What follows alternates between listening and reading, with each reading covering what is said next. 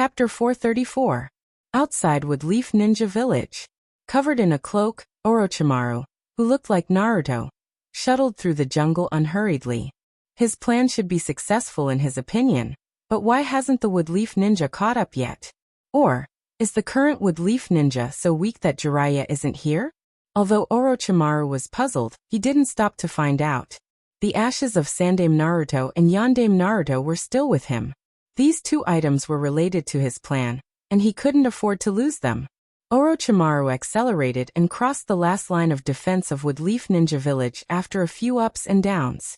It was a huge wooden wall made of thick wooden stakes. Orochimaru jumped up, stopped for a moment on the wooden wall, and looked back at Woodleaf Ninja Village behind him. No one caught up yet. Orochimaru couldn't help but feel a little disappointed. He couldn't help but mock. So weak. It's better to destroy them directly. Orochimaru made a hand seal with one hand. Reverse summoning technique.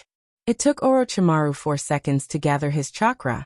And then with a bang, Orochimaru disappeared. In fact, no one chased after Orochimaru at all. All the ninjas were on guard near the prison. It can be said that an inescapable net was set. Enchantment ninjutsu, genjutsu traps, and the Byakugan investigation. All kinds of methods were interlocked, and it was completely according to the formation against 9 tails. A minute passed, the wind blew, and a few snowflakes fell from the roof. Some of them were heavy, and they fell to the ground and piled up or melted. Half an hour passed. A white cloud floated by, blocking the sun and making the sky dark. The ninjas on guard couldn't help but raise their vigilance. The cloud was very long and floated for a long time. The people below became more and more nervous, but still nothing happened. A few hours passed. Their auras condensed together, causing the air to become oppressive. Finally, the sun got off work. Without the sun, the weather was getting colder. The murderous aura intertwined with the cold winter air, and the atmosphere froze. The moon rose higher and higher. It wandered in the sky. Then the moon got off work. It was a long night. However, nothing happened. Inside the cell, Hinata Ninji and Shino Yomi sat cross-legged, alert. Tooth Inuzuka snoring could be heard. Shikamaru Nara's frown grew deeper and deeper. In the end, he couldn't help but slap the back of Tooth Inuzuka's head, preparing to break his neck. However, Akamaru, who was vigilant to protect his master, jumped up and bit him. Hey, this was a mission. You better know when to stop. Shikamaru Nara roared at Tooth Inuzuka. Tooth Inuzuka stopped snoring and replied with his eyes closed. I'm not asleep. I'm just pretending to be asleep out of boredom. Don't you think that's interesting? Pretending to be asleep? Shikamaru's mouth twitched as he looked at Tooth Inuzuka. What the F***ck? Even if you're lying, can't you wipe your saliva first and then find an excuse? After a long time, the radio hanging in Shikamaru Nara's ear finally sounded with Kakashi's command. The mission is over. Come back. It's over? What was the purpose of this mission? What did they do? Was Naruto caught before he came in? Shikamaru Nara wanted to ask, but the communication was directly hung up after he replied Roger. Naruto's office. Kakashi leaned on the chair. Opposite him was Jiraiya, who came back from outside. Jiraiya heard about Naruto stealing the ashes of Yandame-sama Naruto and his wife and Yandame-sama Naruto. Kakashi was very disappointed. I'm responsible for the failure of this mission. Jiraiya didn't answer and continued to think. Kakashi continued. It seems that the current Naruto is no longer the Naruto we knew in the past. Jiraiya still didn't answer. Kakashi promised, I will definitely get him back. Jiraiya nodded in agreement. Yes, you should get him back. But how can you be sure that that person is Naruto? And if it's Naruto, how did he know that I wasn't in the village? Was it just a coincidence that I wasn't there? Or was this also under his deliberate guidance? Kakashi hesitated. Naruto, a straight guy, would think so much. Jiraiya sighed. Why do you still think he's straight? He has a record of pretending to be dead to escape from Woodleaf. No matter how you look at it, he's not straight. Jiraiya emphasized the word straight. His way of doing things reminds me of a certain person. Kakashi wondered. Tsunade? For a long time, in all the assumptions, Naruto and Tsunade were together. It just so happens that if Naruto wants to resurrect his parents, he also needs to use Edo Tensei. But Jiraiya shook his head. No, it's Orochimaru. Kakashi's eyes became serious. You mean, Naruto and Orochimaru are together? Jiraiya shook his head again. I just mean the style is similar. In addition, I still have some gains from this trip. The Akatsuki is now looking for Tsunade. Kakashi was convinced. Doesn't this prove that Naruto is still with Tsunade? Last time you said that the Akatsuki is targeting Bijou, right? Jiraiya was a little annoyed. But it still doesn't make sense. If Naruto wants to resurrect his parents, why didn't he take his parents' ashes before pretending to be dead? In that case, things would be much simpler than entering wood leaf again. Kakashi guessed with some disappointment. Or maybe Naruto doesn't put wood leaf in his eyes. As it turns out, this time he came back and successfully left. Speaking of this, Kakashi was even more disappointed. Jiraiya-sama, I don't think I'm qualified for the position of Naruto with my talent. Let's change to someone else. Lugio is good. He has a brain. I believe he will do a better job than me as Naruto. Then I will leave wood leaf and catch Naruto back. Jiraiya rolled his eyes, ignored Kakashi, and disappeared with a body flicker jutsu. Naruto's position has no other choice except for you. Continue to work hard. After Jiraiya left, the temporarily formed Shikamaru squad came to report. As soon as Shikamaru Nara entered the room, he stabbed Kakashi again. Naruto-sama, has Naruto been caught? Kakashi took a deep breath. The information about Naruto is wood leaf's top secret. Don't ask. Shikamaru shut up. He had another doubt in his heart. To be reasonable, isn't Naruto dead? At that time, Kakashi also issued a gag order, saying that Naruto's death was wood leaf's top secret, and it was forbidden to spread. He said that Naruto just went out to perform a mission. For the first time, Shikamaru felt that his IQ was a little low. What are wood leaf's higher-ups doing? Shikamaru's doubts were also the doubts of many wood leaf ninjas. But a top secret was enough to cover up everything. After all, ninjas obey the orders of their superiors, and what their superiors say is what it is. Of course, there are some people with special authority who are exceptions. For these people's questions, Kakashi's reply was that this time Naruto stole the ashes, there was an outsider pretending to be Naruto. Moreover, the ashes of the fourth Hokage and his wife, as well as the ashes of the third Hokage, were not stolen. It was just a cover for the other party to sneak into wood leaf to steal information. True and false, false and true. What the truth is, only the parties involved know. At night, Naruto once again solved the wood leaf's perception enchantment system, and then took Uzumaki Mito's ashes with Earth Release. Along with Danzo's ashes, the three women in the prison have signed the ID card. They only need to wait for Naruto's order to teleport away. Of course, there was originally a space ninjutsu enchantment in the prison, but Naruto slept there for a night, and now it's only the appearance, and the function is paralyzed. Wood Leaf Ninja Village, Naruto looked up. The moon tonight is big, round, and beautiful. Under this beautiful moonlight, Naruto wrote a letter to Kakashi. The content of the letter. I left quietly, just as I came quietly. I waved my sleeves and took away what I wanted to take away. Kakashi, sensei, the one who stole the ashes of the fourth husband and the third Naruto was not me. It was Orochimaru. This guy wanted to frame me, but thanks to him, well, I won't go into the details. Finally, I wish you Tian happy and have a child soon, Haha. Haha. Kakashi-sensei, don't miss me too much, Ha ha ha ha. Naruto read it once by himself, and felt that although the words were few, each word was precious. It was full of his respect and love for Kakashi. Naruto folded the letter, put it in an envelope, and stuffed it into the mailbox in front of Kakashi's house, half exposed so that people can see it at a glance. 9. Meet me outside. I'm ready to leave. Chapter 435. The second morning after Naruto left, Tooth Inuzuka was awakened by Akamaru's lick. This is home? What time is it? Tooth Inuzuka yawned and looked at the alarm clock on the bedside. After confirming that he didn't sleep past dinner time, his heart calmed down a lot. If he didn't go downstairs after dinner time, The result would be quite terrible. It was still early, but Tooth Inuzuka didn't dare to continue to sleep because of the shadow in his heart. He sat up and stretched and planned to get dressed and wash his face. Wait, Tooth Inuzuka looked at the alarm clock again. The date on the alarm clock showed the 16th? The alarm clock is broken? How come he remembered that it was the 11th yesterday? Tooth Inuzuka walked out of the door, and the aroma of food hit his face. Rumble. Tooth Inuzuka wrinkled his nose and walked to the kitchen. In the kitchen, his mother was wearing an apron and cooking. You're up. Wash your hands and get ready to eat. Tooth Inuzuka wrinkled his nose. Although his mother's temper is a bit bad, the food she cooks is definitely healing. By the way, the dog food you brought for Akamaru yesterday was very fond of it. Go buy some more today. Huh? Bring dog food for Akamaru? How come he didn't remember this? Tooth Inuzuka went to find Akamaru. Akamaru wasn't at home, but Tooth Inuzuka saw the dog food packaging next to Akamaru's bowl. He wrote it down.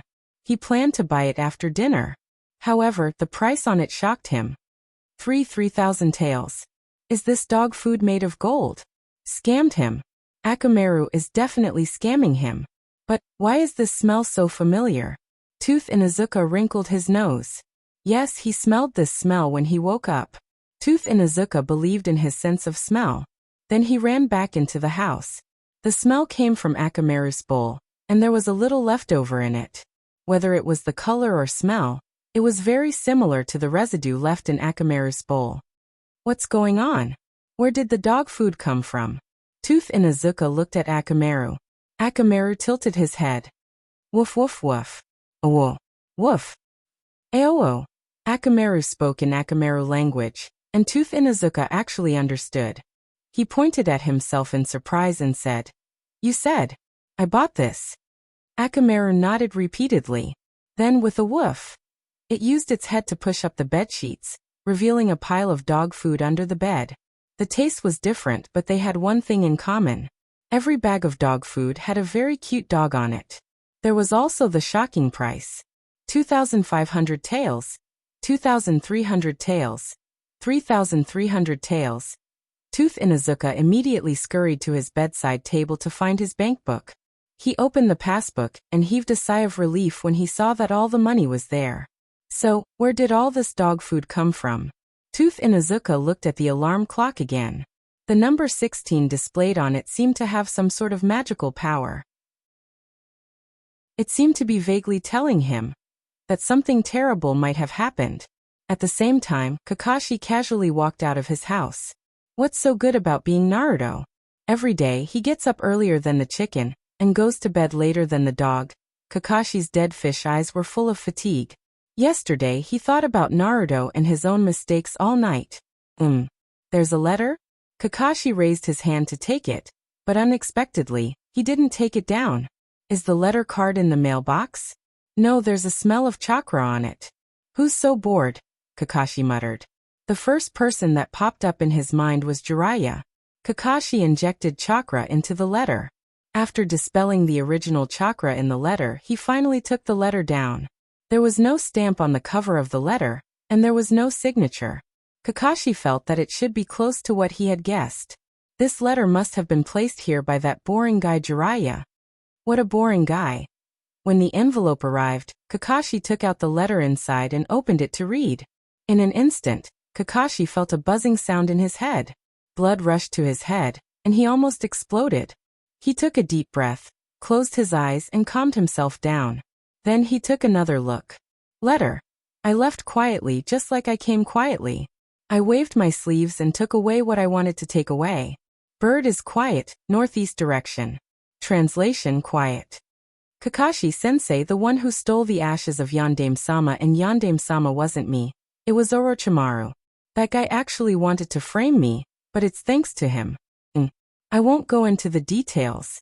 Finally, I wish you Tian happiness and a child soon. Ha ha. Ha ha ha. Kakashi-sensei, don't miss me too much. Ha ha ha ha. Signed. Your incomparably handsome student, Uzumaki Naruto. He took another breath. Breathe. Breathe. Breathe. He took away what he wanted to take away. Lightning body blink. In an instant, Kakashi disappeared and rushed in the direction of the prison. In a few breaths of time, Kakashi appeared in front of the prison's door. Then, with the identity of Naruto, he acted first and reported later.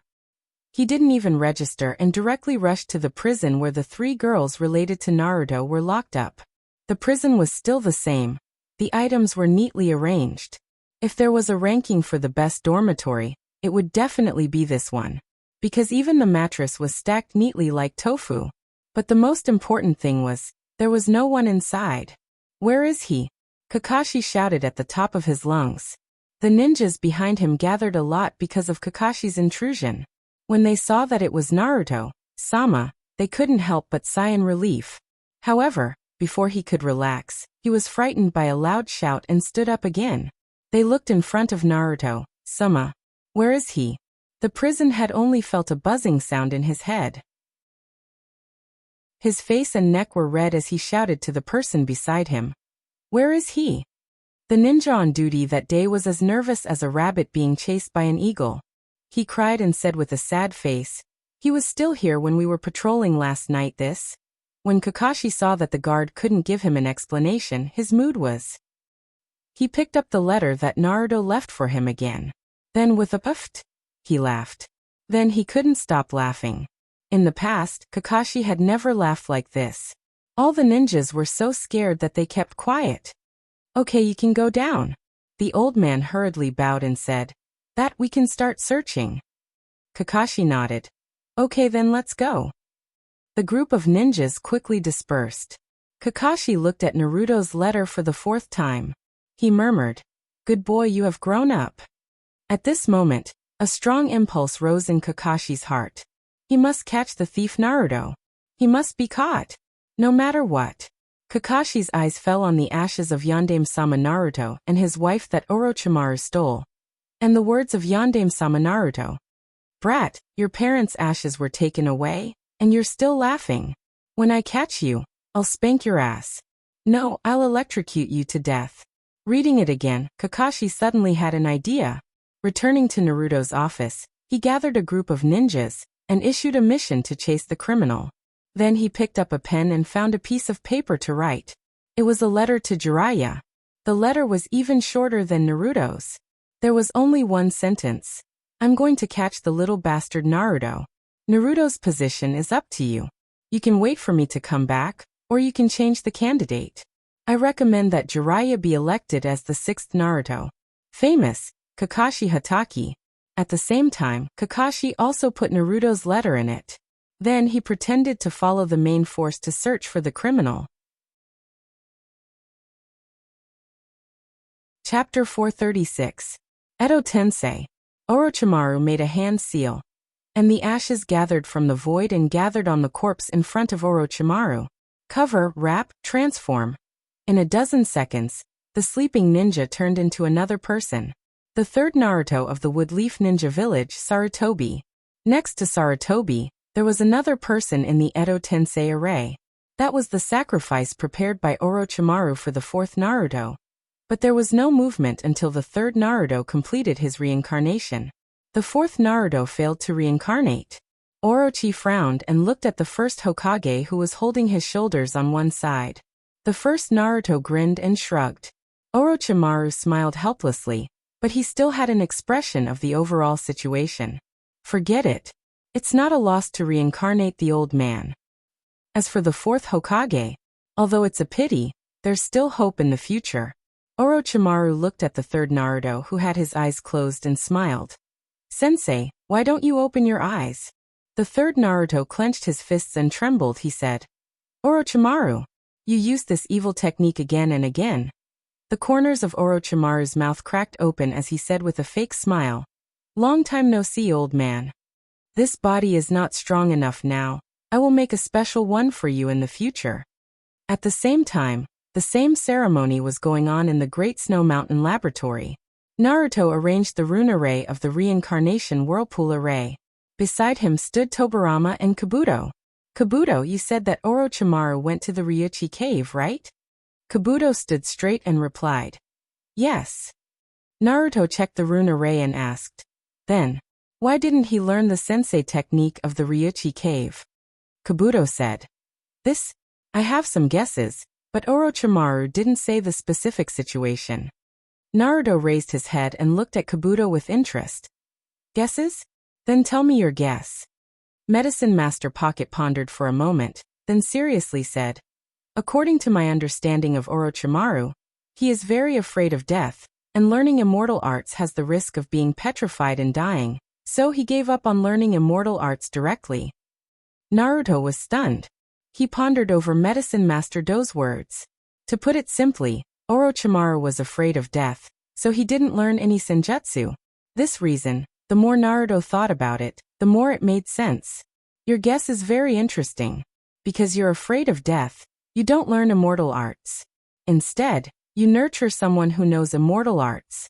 Then, you can take over that person's body to avoid the risk of being petrified. Interesting. What you feel might be the truth. Tobirama commented from the side. Trash. Naruto shook his head. You can't say that. It's human nature to be afraid of death. He's quite capable to be able to find other ways to circumvent the possibility of death. Tobirama nodded. A little clever, but still a waste. Naruto rolled his eyes and stopped defending Orochimaru. However, he still admired Orochimaru in his heart. Living for a long time, and having the ability to live in Naruto's eyes is very awesome. But appreciation is appreciation. Orochimaru took his mother's ashes. And this grudge is formed, and it will not end until one of them is dead. Here, this is the blood sample from Haru and Xia. See if you can extract filial piety in sage mode using Orochimaru's method. Naruto turned his hand and threw a scroll to Medicine Master Do. Then he looked at Tobirama. I'm going to start casting. The job of persuading Uzumaki Mido will be handed over to you. Tobirama nodded. Naruto no longer hesitated and made a hand seal. Edo Tensei. Specks of ashes gathered from all directions and fell on the death row prisoner in the center of the formation. A few seconds later, the face of the death row prisoner changed greatly. His hair changed from black to wine red, and his hairstyle began to change under some rules. This kind of thing is wonderful. The whole process is like dragging the original Uzumaki Mido out of the past time and space. It's the young Uzumaki Mido. Very young, without two paper talismans on her hair ornaments. The whole person looks delicate and cute. She seems to be 17 or 18. Or even younger? However, the diamond on the forehead representing the Ein seal is still there, which seems to prove that Naruto is not reincarnated into the wrong person. Uzumaki Mido's eyelashes trembled. She opened her mouth and yawned. Then she opened her eyes in a daze. Seeing Naruto in front of her, who is 2 heads taller than her, with long blood-stained hair, and a body like an iron tower. Who are you? Uzumaki Mido's voice is sweet, a little immature, it's a girl's voice. Tobirama's wife is a loli? Naruto's head was dizzy and he didn't know the situation. When he heard the other party ask him, he quickly replied, My name is Uzumaki Naruto, nice to meet you. After hearing the surname Uzumaki, the vigilance on Uzumaki Mido's face dissipated. Her big eyes blinked cutely, and she drilled around Naruto. Uzumaki Naruto? So you and I are of the same clan? But why haven't I seen you before? Yes. I heard that grandfather's third daughter has a child. Is it you? Grandfather? Is he an elder of the Uzumaki clan? Naruto waved his hand again and again. No, we are not the second generation of the same era. How do I explain this? Naruto felt that the situation was a bit wrong and looked at Tobirama. Naruto looked at Tobirama, and Uzumaki Mido's eyes followed. Tobirama was about to salute, and Uzumaki Mido said, Then who are you?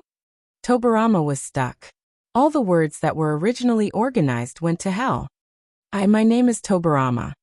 Uzumaki Mido nodded. Oh, I know. Then she seemed to lose interest in Tobirama, and turned to look at Naruto again. Hey, whose child are you? If you are not grandfather's third daughter, are you sixth grandfather's second son? Naruto took a deep breath. He wanted to say something, but he also felt that his brain was a bit broken. That don't mention who I am that. You are Uzumaki Mido, right? Did she really reincarnate into the wrong person? It's not impossible. After all, the last time she reincarnated Danzo, She reincarnated the first-generation Naruto. However, the girl blinked her big eyes and nodded. Yes, I am the most talented woman in the history of the Uzumaki clan, Uzumaki Mito. Huh. Is this the style of Uzumaki Mito? Naruto turned his head mechanically and looked at Tobirama.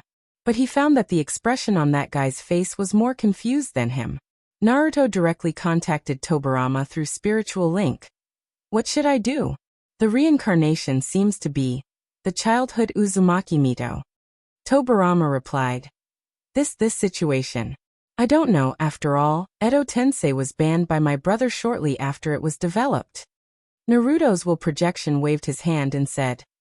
That's not important, what's important is. Before Naruto finished speaking, a person suddenly squeezed into the consciousness world formed by Naruto and Tobirama through spiritual link. It was Uzumaki Mito.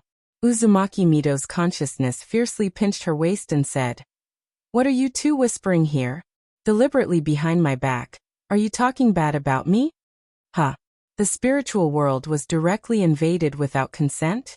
This Uzumaki Mito is not simple. Chapter 437. Naruto didn't know how to reincarnate a Uzumaki Mito in a baby state.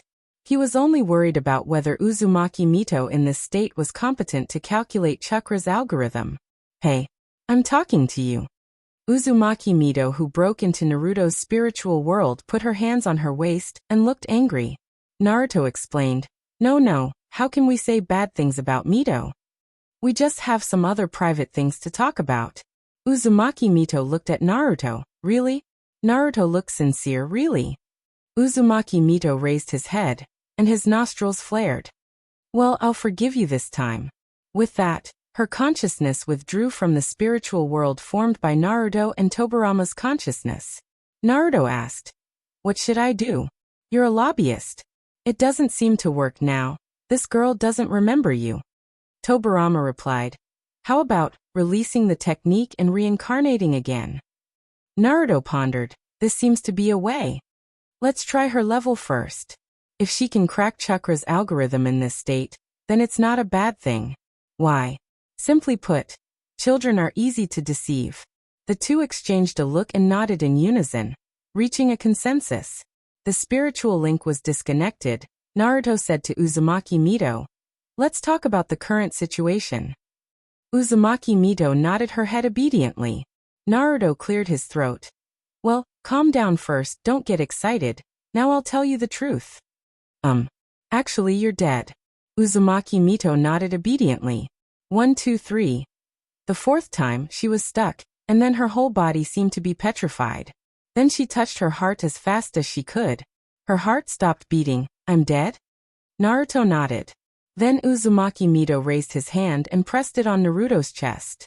Naruto reacted. If it was an attack, Naruto would have been able to dodge it instantly, or imprison the Edo reincarnation's body. However, Naruto did not sense any malicious intent from the other party. Moreover, the speed of the other party's hand wasn't fast, so Chakra didn't stop it. Uzumaki Mito's hand pressed on Naruto's chest and said in surprise, You are alive? Naruto nodded. Uzumaki Mito pointed at himself. Am I dead? Naruto nodded again. Uzumaki Mito pouted. Why? Huh. Was there any logical connection between the two? Then Naruto had to explain from the beginning, starting from the Edo Tensei, a ninjutsu that resurrects the dead, to the reason why Uzumaki Mito was resurrected. In short, we need a great genius to deduce the algorithm of the curse seal for us, and then resurrect you. Uzumaki Mito widened his eyes and said cutely, You said I'm a great genius? Naruto nodded happily. Uzumaki Mito's smile was pure and beautiful. He felt that his whole body was floating from the praise, as if he could agree to Naruto's request in the next moment. Then Uzumaki Mito nodded with satisfaction and said, You have a good eye, not bad, but why should I help you? Naruto. This is really a problem. Uzumaki Mito spoke again. You are also from the Uzumaki clan, right? You should have learned the knowledge about the curse seal in the clan. Are you so stupid that you didn't learn anything? Even so, you can ask your teacher, right? When the teacher was mentioned, Uzumaki Mito suddenly paused, then pointed at himself in disbelief and said, "Don't tell me, your teacher, is me?" This logic jumped. Naruto felt that he couldn't keep up. He ran through the questions and answered them one by one. "You are not my teacher." Hearing this sentence, Uzumaki Mito breathed an exaggerated sigh of relief and murmured, "Fortunately, how can I accept a fool as my disciple?" Naruto. Was he stupid? But to be honest, he really felt that his brain couldn't keep up with the communication with Uzumaki Mito. This guy's mind was even more jumpy than his. Uzumaki Mito asked, "Then why are you looking for me? Is today's Uzumaki clan? Are all idiots left?" Uzumaki clan? Naruto shook his head with a wry smile. The country of whirlpools has been destroyed. The Uzumaki clan can be said to be extinct, and their inheritance is broken. No one can be found who is good at sealing. Hearing that the country of whirlpools was gone, the moment the Uzumaki clan was destroyed, Uzumaki Mito's expression became cold. He stared straight at Naruto and asked, "Our clan was destroyed?" Naruto nodded. Uzumaki Mito took a deep breath and asked, "Who did it? Who destroyed the country of whirlpools?" This historical record was very vague. It can be seen that the 5 major countries deliberately concealed it. Naruto didn't know if there was a file in the wood leaf, and he didn't read it. But according to the inference that Naruto talked with the first Naruto and the second Naruto before, it should be that after the first Naruto distributed the tailed beasts to the various countries, the countries suffered from no technology to seal the tailed beasts, so they joined forces to destroy the Uzumaki clan. Naruto said, "The specific process can't be verified because of the long history, but according to inference, the country of thunder, the country of earth, the country of water, and the Takigakure are the most suspicious." Uzumaki Mito further asked, "How suspicious?" Naruto organized his words. Originally he wanted to say his inference again, but when the words came to his mouth, he combined them into a sentence. "It's very likely that they did it." Uzumaki Mito pondered, suddenly looked up and asked, "You want me to help you deduce the curse seal?" Naruto nodded and said, "Yes." Uzumaki Mito simply said, "Well, then I will help you if you promise me one thing." Naruto simply replied, "As long as it can be done, I will definitely help you." Uzumaki Mito was just about to speak, then stopped, and the one finger on his right hand turned into 2. "Not 1. I suddenly want to add one more. As long as you promise me 2 things, I will promise you." Naruto promised again. "As long as it can be done, I will do my best." Uzumaki Mito's small face was extremely serious. As if he was the leader of a country, he announced, "First, you have to help me destroy the countries you said bullied the country of whirlpools." "Huh? Destroy the country? The country of thunder? The country of earth? The country of water? And also the Takigakure? Even if I promise this sentence, will you believe it? Isn't this too much?" Without waiting for Naruto to answer, Tobirama answered, "You can rest assured, our original intention is to unify the world." "Ah. Ha." Naruto looked at Tobirama foolishly. He saw that Tobirama's face was serious and murderous. Super serious. It's definitely not like he's lying. Uzumaki Mito looked at Tobirama with surprise. "Really?" Tobirama nodded very seriously. Uzumaki Mito smiled and was very happy. "Good. Then I will talk about the second request." Naruto blinked, and his heart was in a circle. This is fooled? Naruto was in a daze and he replied in a daze, "You say it." Uzumaki Mito smiled and said, "I will let you marry 180 women, and then give birth to 1,800 children, so that my Uzumaki clan can be strengthened." Naruto. Pfft. Naruto's heart was about to burst out of his chest. This request is even more unreliable than the first one, isn't it? Chapter 438. Snow Country, Great Snow Mountain Research Institute, 12th floor. Naruto took Uzumaki Mito to check Chakra's synthesis array on the spot. That is, the 12 metal pillars that support the 12th floor. At the same time, he talked about the other 2 people with the Uzumaki bloodline who are still alive in this world. Nagato and Karen. They don't have the surname of Uzumaki? Uzumaki Mito was very dissatisfied with the fact that these two people were not called Uzumaki Karen and Uzumaki Nagato. Naruto helplessly said, "I don't know much about this. Maybe they follow their father's surname." Uzumaki Mito pouted and said, "Then they can also be called Uzumaki. Don't you also follow your mother's surname?" "No, I want to change their names." Hearing this sentence, Naruto couldn't help but roll his eyes. You're not their parents. Why change their names? However, Naruto was too lazy to argue with Uzumaki Mito on this matter. Instead, he went along with the other party's intentions. "Well, when you catch them later, you can change their names. Then you can let them have a lot of children and strengthen the Uzumaki clan." Uzumaki Mito nodded again and then a little dissatisfied. "You really don't want to join us? The more people there are, the faster it will be to have children. How about we catch Karen and marry her to you first?" "The more people there are, the faster it will be to have children." Naruto pointed to himself and said, "I'm only 13 years old." Uzumaki Mito stared at Naruto seriously and sighed. "Then you're really young, Naruto." Uft. This sentence is praising him and starting to insult him. "I'm sorry if I grow too fast." In order to not let the topic get more and more off topic, Naruto quickly changed the topic. "Here we are, the curse seal is on the roof, and it's connected to the 12 pillars at the same time." Uzumaki Mito turned his head and looked around. This floor is very big, bigger than a football field, and people are very small here. Uzumaki Mito started working. Naruto privately messaged Tobirama Senju through the spiritual network. "Do you think this girl is okay? I feel like he's younger than me. His understanding of curse seals should be very limited." Tobirama replied, "If it doesn't work, we can only try the Edo Tensei again. If it still doesn't work, then I can't do anything, unless we can find the ashes of her grandfather or second grandfather." Naruto was stunned. First grandpa and second grandpa? Are those two people's sealing techniques very powerful? Tobirama affirmed. In that era, in addition to whirlpool water, the two most powerful people in Fuinjutsu. Naruto nodded and asked, "Where are they buried?" Tobirama shook his head. "I don't know." Naruto suddenly wanted to kick Senju Tobirama away from his eyes. At this moment, a system notification rang in Naruto's ears. System notification. Snowy Mountain Chakra's supply system is being rewritten. System warning. Chakra of the Great Snow Mountain's supply system interface has changed, unable to recognize. System notification. Chakra of the Great Snow Mountain's supply system has not been detected. Chakra of the Great Snow Mountain's supply system has automatically switched. System notification.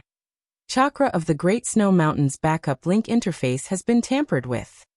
System notification. Backup link failed. System notification. Switching to Chakra of the Great Snow Mountain's backup, switch successful. System notification. Insufficient energy, the system has switched to the lowest energy consumption mode. System notification. Naruto and Tobirama looked at each other. Dang. The surrounding chakra of the Great Snow Mountain suddenly turned off. The originally bright 12 floors and the entire Great Snow Mountain Research Institute suddenly went dark. System notification. System survival time calculation. Naruto teleported next to Uzumaki Mito, which was the roof, connecting the center of the 12 pillars.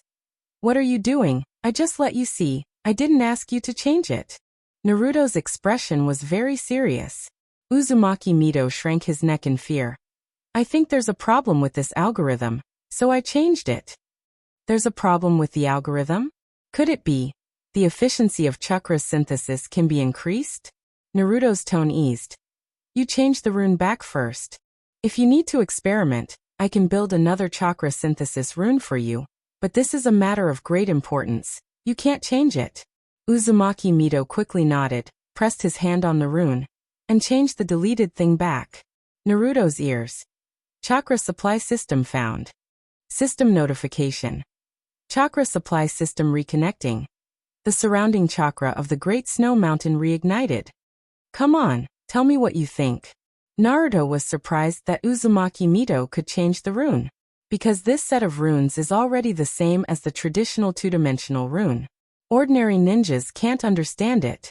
Then, the two of them began to discuss the matter. Naruto built a simple model with ice release.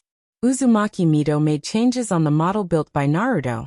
And a few hours passed unknowingly. You want to add a convergence core here? It's not that I haven't thought about adding a convergence core, but the energy balance has been unstable. Naruto questioned Uzumaki Mido's proposal. Uzumaki Mido said confidently, "Leave it to me." After a few minutes, a dual-core chakra convergence array was formed. The array was activated, and it was working normally. The power was doubled.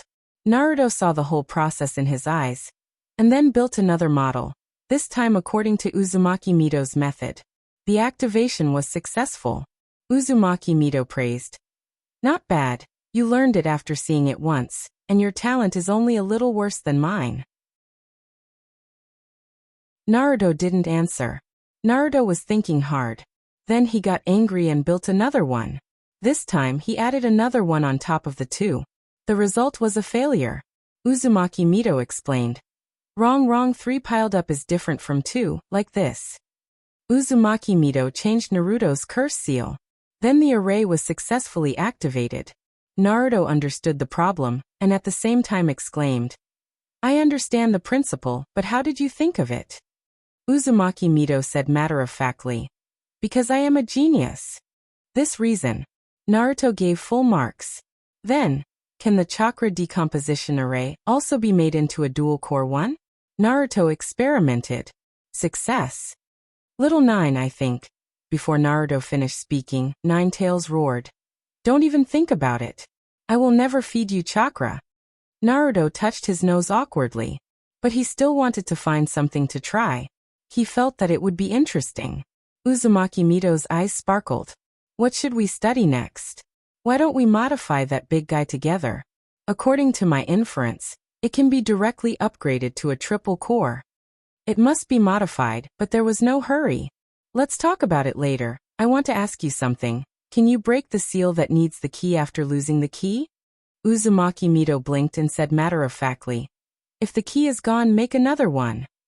Naruto, make another one? There is a master key in the sealing technique.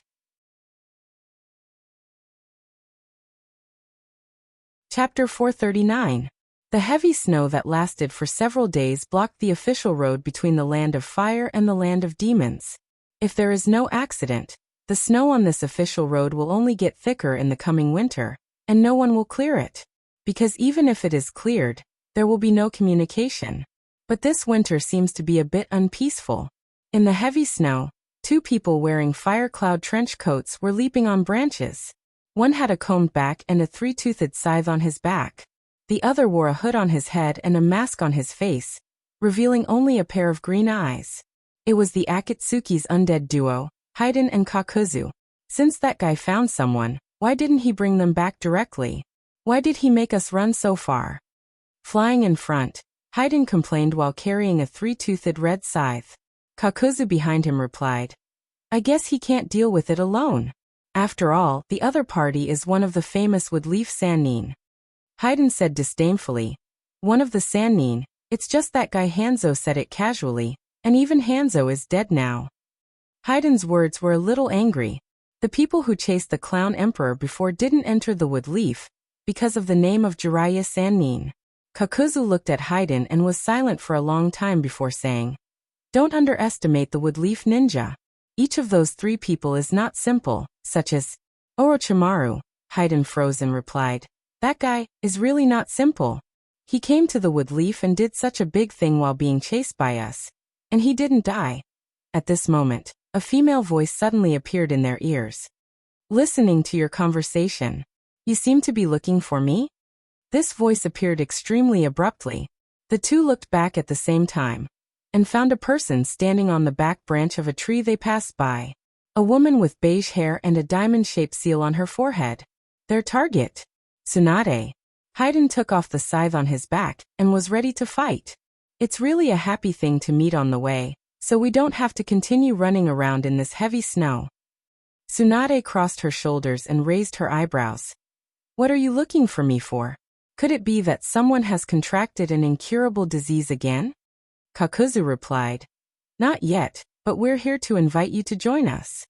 Tsunade glanced at their outfits. She seemed to have heard Jiraiya talking about them before. You are Xiao. Kakuzu nodded.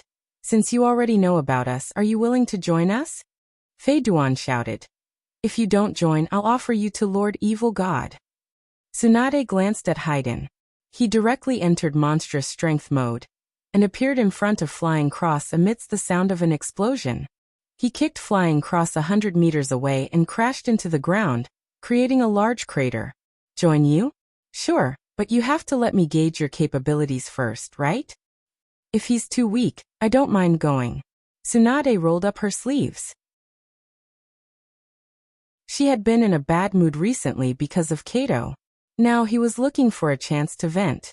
Snow Country, Great Snow Mountain Laboratory. Naruto was lying flat on the 12th floor. He took off his shirt, revealing the curse seal on his abdomen for Uzumaki Mito to check. 2 4-symbol seals. What's the use of this? Can it make the seal stronger? Uzumaki Mito didn't check the curse seal carefully and recognized the origin of the seal on Naruto's body at a glance. Then the rune was linked to the seal, and Ninetales' big face appeared in front of Uzumaki Mito's eyes. This wasn't intentional, but Ninetales' chakra's instinctive reaction. Uzumaki Mito's eyes widened, and he didn't react with fear. He was curious inside. What a big dog face. Chakra's spiritual impact was only for a moment. And then Uzumaki Mito's consciousness entered the sealed space of Ninetales and saw the Ninetales sealed in Naruto's body. He was stunned. Uzumaki Mito stared at the little Ninetales, blinked cutely, and then rushed over. Wow, what a cute dog. Dog Naruto's consciousness appeared behind Uzumaki Mito, looking at Ninetales' face. He couldn't help but laugh. Uzumaki Mito ran to the cage formed by the 8 diagrams seal, and looked at Ninetales through the gap of the cage and praised. So beautiful. It's so cute. Nine lowered his head and looked at Uzumaki Mito with contempt, and said to Naruto, Can a silly girl who can't distinguish between a dog and a fox break the seal? Do you believe it? Naruto looked at Ninetales and Uzumaki Mito, and suddenly felt that the scene in front of him was very funny. Obviously, the two guys knew each other. But Ninetales lost her memory because of chakra, and Uzumaki Mito didn't meet Ninetales because of her reincarnation state. As a result, they didn't know each other. Interesting. Although she's a bit silly, her sealing technique is really powerful. Naruto praised Uzumaki Mito. Uzumaki Mito put her hands on her waist. I'm very powerful. Ninetales' mouth twitched and he emphasized, I'm a fox. However, Uzumaki Mito didn't listen at all. Her body floated up, and her hand pressed on the iron door formed by the 8 diagrams seal. Ding. Ling. There seemed to be a bell ringing in the void. Uzumaki Mito closed her eyes, and her expression was solemn. Ding. Ninetales' door lock moved. Ninetales and Naruto looked over at the same time. Could it be that Uzumaki Mito could directly unlock the seal? Ding. Ninetales' door lock turned again. There was a crack in the door lock that was installed on the wheel. Ninetales' chakra spread out a bit. For a moment, it seemed to set off a storm. However, the next moment, the door lock clack, clack, clack, clack, clack, clack, clack. Uzumaki Mito opened her eyes and exhaled. It's a bit troublesome. I can't open it at once. It failed, but Naruto couldn't turn the Ninetales seal right away. He could only take the initiative to accept Ninetales' chakra to suppress the strength of the seal. Can my seal be unlocked? Naruto appeared beside Uzumaki Mito. Uzumaki Mito looked up and smiled. It's a piece of cake, leave it to me. But I have a condition. Another condition? Naruto found that Uzumaki Mito seemed to like to talk about conditions. Say it, as long as I can do it, I will promise you. Uzumaki Mito pouted. You liar, I asked you to marry a few more women and have a few more children, such a simple thing. You didn't promise me. Naruto's little face was as black as the bottom of a pot, full of resentment. Is that marrying a few more? You asked me to marry a few hundred and have a few thousand. What do you think I am? An assembly line in a factory? Uzumaki Mito was pleasantly surprised. So a few less will do? Well, take Karen. You are a mixed blood, only half of the Uzumaki bloodline. If you marry someone else's child, the bloodline will be even less. Only marrying Karen will be better. Also marry that Nagato. What? Marry Nagato? Naruto's face was black. Did I forget to say that Nagato is a man? Uzumaki Mito's eyes lit up. What does it matter if he is a man? The three of you work together to revitalize the Uzumaki clan. What the F***ck does it matter? F***ck revitalization. Naruto's whole face turned black. F***ck off. If you want to revitalize it, you go. Uzumaki Mito blinked her big watery eyes, pointed to herself and said, You want me? That's fine, then from today on, I am yours. Let's revitalize the Uzumaki clan together. Naruto. Pfft, Naruto spat out a mouthful of blood. This time, he even spat out his liver. She really is a child. She dares to say anything. Chapter 440. He gave Uzumaki Mito the same 4-star identity card as Tobirama. He introduced Uzumaki Mito to the people of the Great Snow Mountain Research Institute. Finally, he arranged a residence for Uzumaki Mito. In theory, people who are reincarnated in Edo Tensei only need a corpse coffin, but Naruto's treatment was obviously much higher. Well, this will be your room from now on. Lie in the corpse coffin when you rest. This will have a certain repair effect on your body, and can delay the use of the body. In a large room with complete equipment, Uzumaki Mito fiddled with the corpse coffin, and at the same time, the database of the super brain system appeared about the corpse coffin. Hey Naruto, will I die in 3 months? After learning that she was not really resurrected now, Uzumaki Mito's face was a little worried. Naruto replied, In theory this body only has about 3 months of use, but even if the time limit of this body is up, I can continue to help you reincarnate. Uzumaki Mito bowed her head, and was silent for a long time. Naruto thought that Uzumaki Mito was sad about the shortness of life, but who knew that Uzumaki Mito said, 3 months. I can't have children in such a short time. A big drop of cold sweat appeared on Naruto's head. Was this girl still thinking about the child? Naruto awkwardly cleared his throat. Well, if there is nothing else, I will go first. If you have something, you can ask Gunny for help. If they can't solve it, you can ask me. After saying that, Naruto quickly slipped away. Outside the door, Tobirama was a little hesitant. That or brother and sister-in-law will be reincarnated in Edo Tensei again. Naruto looked at Tobirama and smiled bitterly. I think so too. This girl is really difficult for ordinary people. For example, just now Naruto took Mito to see Hinata. Uzumaki Mito directly claimed to be Naruto's wife, which almost made Hinata become evil. But in the end, Naruto explained the problem clearly. At least from Naruto's point of view, the explanation was clear. Tobirama opened his mouth and shook his head. Forget it, this is also good. Brother and sister-in-law can forget all the troubles. It is also her blessing to live a new life. Naruto asked curiously, Has she always been so cheerful? Tobirama shook his head and said, I've never seen her before. In my memory, brother and sister-in-law are very elegant people who pay great attention to etiquette and are knowledgeable. Halfway through, Tobirama shook his head. Maybe this is her original appearance. You're welcome. Etiquette has always represented a kind of distance. Naruto nodded and did not ask any more questions. The two of them had only taken 2 steps when they saw Hinata leaning against the corner of the wall. Tobirama left first. Naruto stepped forward and teased. What's wrong? You look a little unhappy. Hinata stared at her toes. Naruto-kun in the future. How many? Hinata's voice was getting smaller and smaller, almost inaudible. However, Naruto guessed what Hinata wanted to ask. Holding Hinata's hand. I only want you. Hinata's small face blushed. Her heart beat faster. As for the other things she wanted to ask, she couldn't remember. After coaxing Hinata, he accompanied Hinata to watch a movie together. Then Naruto returned to his laboratory and continued yesterday's research. A confrontation experiment between Naruto's cells and Shodai's cells. To put it simply, yesterday, Naruto put his cells and Shodai cells in a culture medium to cultivate. Thinking about it, there should be a result today. System prompt. Medical system perception enchantment connection successful. In front of Naruto's eyes, there was a laboratory panel. The panel listed the entries of various experiments done in the past. Some had already ended, and some were still in progress. Among them, the name of the experiment named Cell Hegemony Competition had already shown that it was completed. Naruto clicked on the entry. Then he saw Shodai's cells that were still alive in the culture medium, as well as his cells that were already dead. He clicked play playback. Fast forward playback 1 time, 5 times, 10 times.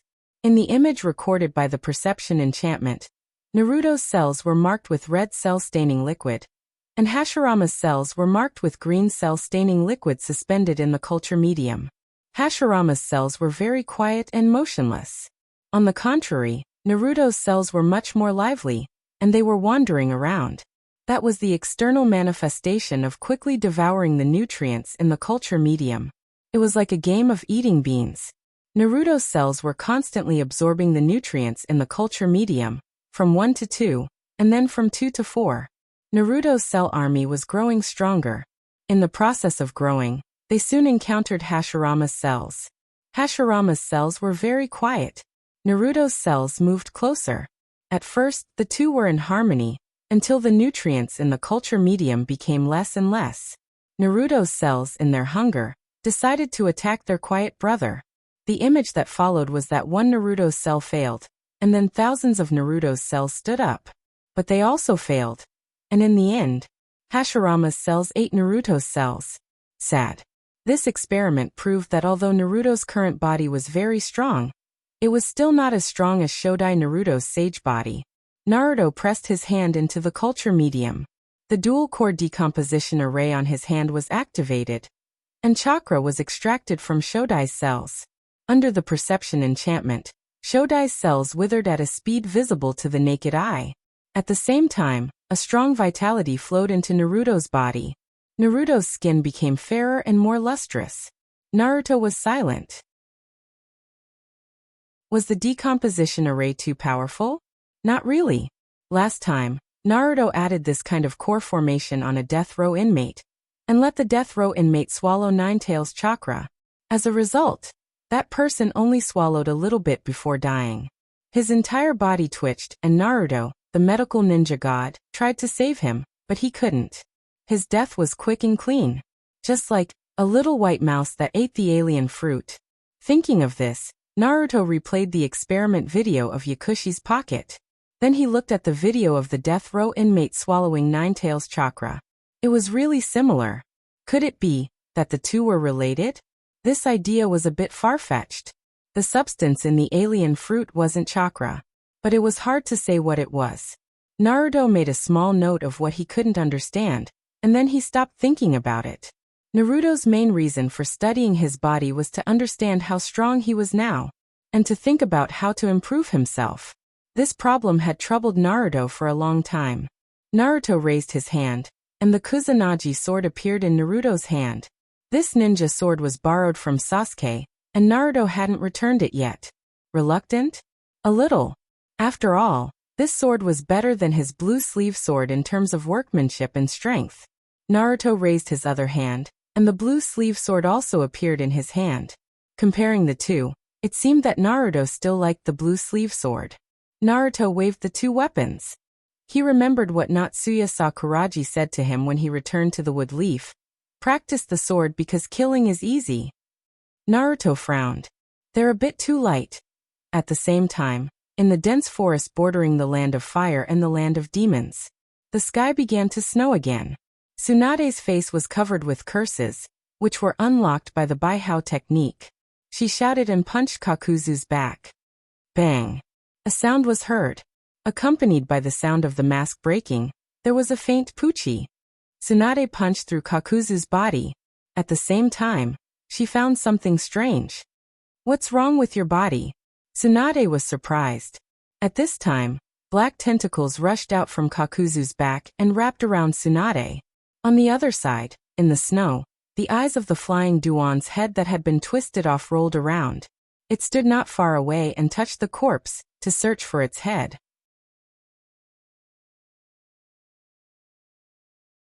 Chapter 441. Snow filled the sky outside the Great Snow Mountain Research Institute. It wasn't very big and was somewhat soothing. Coupled with the tall pine trees, it was particularly artistic. Naruto held the green sleeve sword in his hand and stood among the pine trees at the foot of the snow mountain. The sword slowly came out of its scabbard. Naruto watched the sword slowly come out of its scabbard. His thoughts seemed to have returned to the day when this sword was forged. At the same time, he thought of the large lump of steel in his hand. The sword came out of its scabbard, and the scabbard was inserted into the snow. Looking at the scabbard inserted into the snow, Naruto had an idea.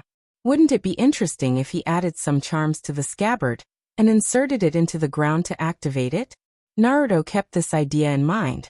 Then he focused all his attention on the sword in his hand. Green Sleeve Sword was the name given by the store manager. It came from the nimbleness of the sword, the beauty of the sword, and the slash was like a beauty flicking her sleeve. It was a bit flashy, but in fact Naruto quite liked it. Holding the sword in his hand, Naruto used all his strength and began to practice sword after sword. The weight of the sword was indeed a bit light for the current Naruto. He felt that the strength in his body couldn't burst out. But at the same time, Naruto's sword was also faster. Should he pursue strength or speed? Naruto slashed out with his sword and several snowflakes in the perception barrier were cut in half. Naruto was slightly surprised, and then closed the perception barrier. Then, after thinking about it, he chose to go offline and block all messages. Today, he wanted to concentrate on practicing sword and didn't want anything to disturb him. After closing the system, the operation page in front of Naruto's eyes disappeared. Naruto closed his eyes and calmed his thoughts. Once again he struck out with his sword. This time, the sword energy was clear. It seemed casual, but it was a very straight sword. The trace left behind by the sword was a straight line. It was a very clear and beautiful sword. Naruto stood in the wind and snow, listening to the wind blowing the branches, listening to the snow falling on his sword, his body. After that, Naruto started practicing his swordsmanship again, but this time, his movements were slower. It was very, very slow, but it didn't stop. Every move and style was very coherent, and looked very pleasing to the eye. Naruto did not open his eyes as he continued to practice sword after sword. His spiritual power went from being hit from a high altitude to calming down his heart like still water, to forgetting everything and merging with heaven and earth. Naruto vaguely saw this world in the wind and snow. He saw the traces of falling snow and the silhouette of trees in front of him. It was not very clear. It was the friction between the snowflakes and the air. It was the vibration caused by the snowflakes falling on the trees. That was the world depicted by sound. Naruto's movements became even slower. His sword slashed down along with the sound waves. The sound was cut apart by him. To be more precise, the sound produced by the sword collided with the sound wave, and then the two of them cancelled each other out and dissipated into nothingness. Naruto had never done such a thing before, nor could he do it. Naruto felt that everything in front of him benefited from the qualitative change of his body's strength. At the same time, this was also a kind of realm. It was just that ordinary people might have to spend a lifetime of energy and effort to reach this realm.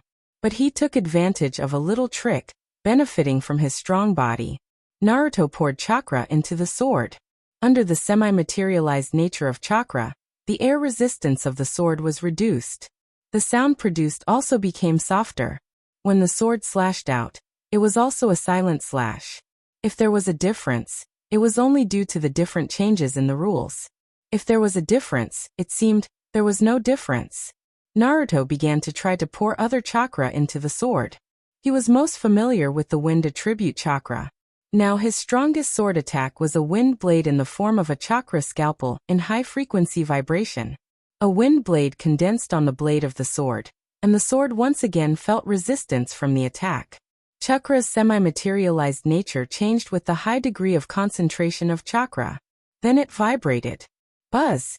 The wind blade hummed softly, and the vibration frequency increased, and the sound disappeared. Obviously, the amplitude of the sound produced had exceeded the range that the human ear could hear. When the sword slashed out, the wind blade passed through the snowflakes.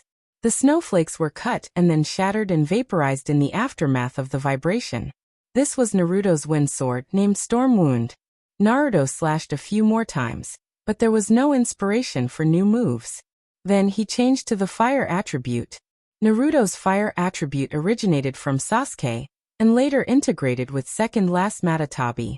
Therefore, the flames formed by Naruto's chakra were dark blue with black patterns. They were actually black flames. Blue-black, two different colored flames. Flames wrapped around the sword and condensed in the form of a wind blade? Naruto tried, but there was no effect. It was not as sharp as the wind, and Naruto's control of the fire attribute chakra was not as profound as the wind attribute. Therefore, this attack was a little ugly. It seemed that the fire attribute was not suitable to be integrated into swordsmanship. Naruto changed to other attributes. Naruto had mastered wind, fire, earth, water, magnetic, ice, wood, and even yang. Naruto had even tried it. It felt terrible. Compared to the wind escape sword, it seemed superfluous no matter how one looked at it. However, Naruto did not give up, nor did he stop. Today he only wanted to practice his swordsmanship, and it did not matter if he succeeded or not. Chakra's ice attribute nature changed. With a slash of the sword, an overwhelming number of ice cones shot out along with the blade. It looked cool, but Naruto knew that it had nothing to do with swordsmanship. Could it be that he added some stage effects? In that case, how could he apply Chakra's nature changes to his swordsmanship? The ice attribute chakra filled his body, and Naruto's body integrated into the ice and snow. Escape technique? Then sneak attack? It was indeed a way to use it, but it was so low-end that it was shameful. Ice escape, ice cones, ice mirror, ice. What else could ice do? Did the ice attribute Chakra's nature change have any other properties? Naruto remembered that he still had a secret scroll about ice escape that he had not finished learning. That 1,000 miles of ice was a secret technique to control temperature. Temperature. Naruto felt that his thoughts had suddenly grasped something. Ice escape chakra could reduce temperature. Fire chakra could increase temperature. Naruto felt as if he had been enlightened. The ice cones could not be integrated into the swordsmanship, but what about temperature? Naruto once again infused the ice attribute chakra into the green sleeve sword. This time he did not use the ice attribute chakra to turn it into ice cones. Instead, he activated the ice attribute's cooling property. With another slash, Naruto's sword cut into a cedar. The sword cut through the upper half of the cedar, which was as thick as a person, slid down under the smooth cut. It fell to the ground and pierced into the snow. But there was no muffled sound, but a sound like glass breaking. Walala! The tree was smashed. The effect was outstanding. It could be called perfect. Then, what about the fire attribute's high temperature? Naruto was eager to try. The fire attribute chakra was infused into the green sleeve sword, increasing the temperature. Ding-ling. A light sound came from the sword, and a crack appeared. Naruto could not help but curse. F***ck.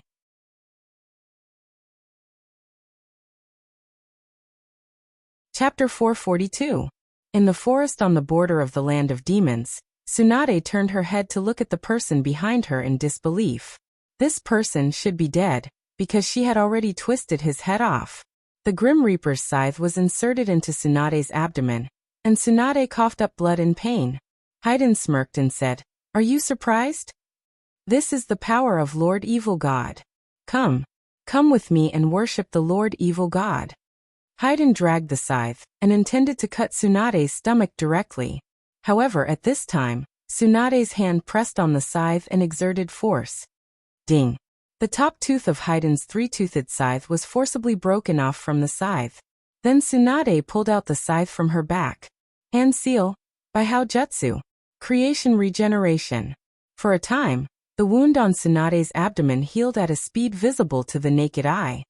Don't be too surprised, under Bai Hao Jutsu, I am also immortal. Why don't you just worship me? Tsunade shouted and punched Haiden's head. Like a watermelon bursting, Haiden's head exploded. Let me see if you can come back to life again. After the punch, Tsunade pulled Haiden's arm with both hands and kicked him in the abdomen. Under the tremendous force, Fly Dan's 2 arms were torn off, and at the same time, his spine was directly broken in half by this kick. Blood dripped onto the pure white snow and bloomed in an enchanting manner, just like the legendary red spider lilies that bloomed in hell. Tsunade tore Haiden and turned to look at Kakuzu. Now it's your turn, monster. You have 5 hearts, don't you?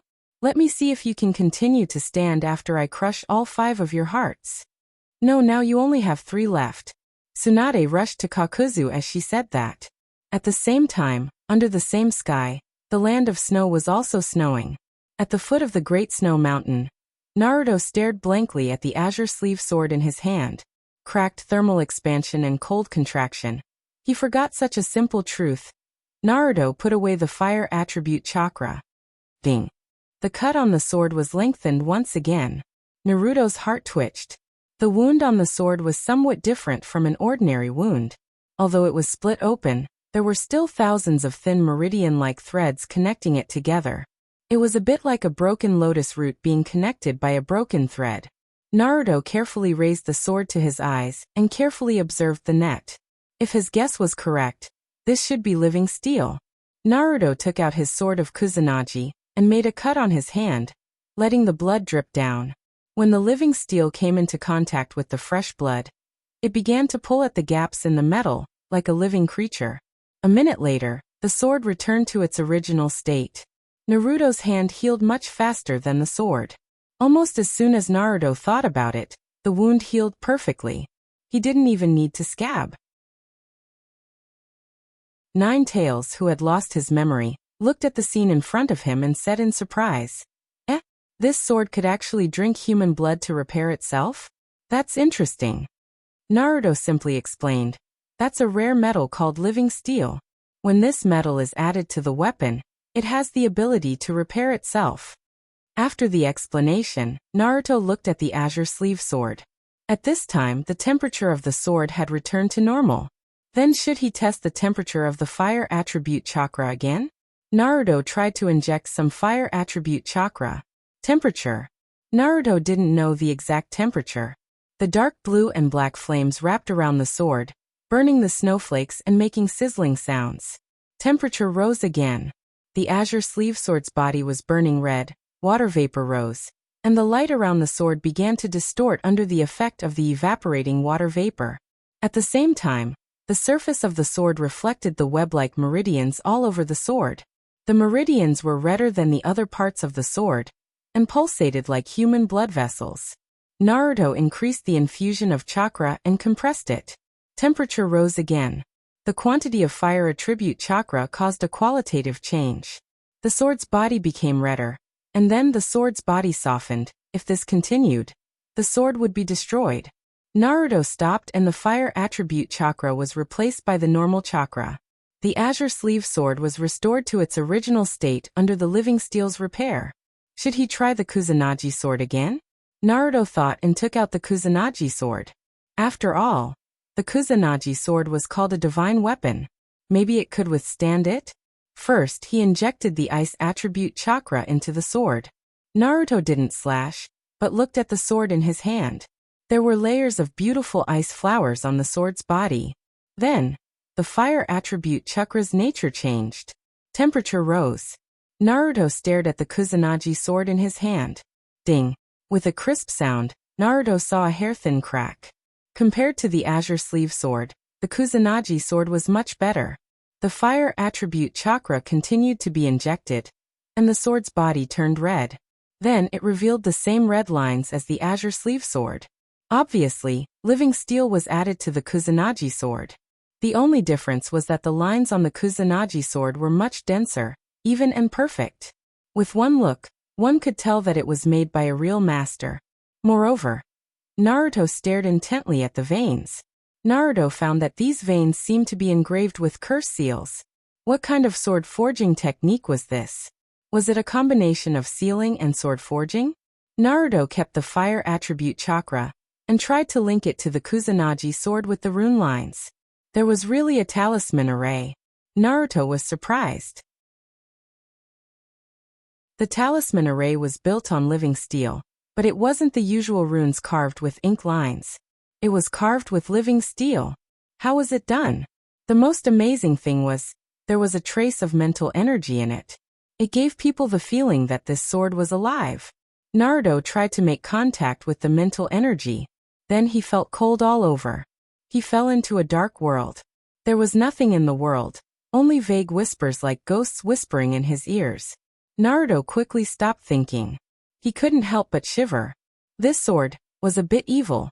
Then Naruto used the rune lines to link his azure sleeve sword. Naruto never added any sealing techniques to the azure sleeve sword. The shop owner couldn't have added any because he didn't know any sealing techniques. But the rune lines and the living steel lines were successfully linked. Was the living steel a better material than ink to carve runes? Naruto wandered around the living steel's meridians and didn't find any abnormalities. During his research, Naruto slipped away again. Originally, Naruto planned to practice his swordsmanship, but after sensing the strangeness of the living steel, his attention was successfully diverted.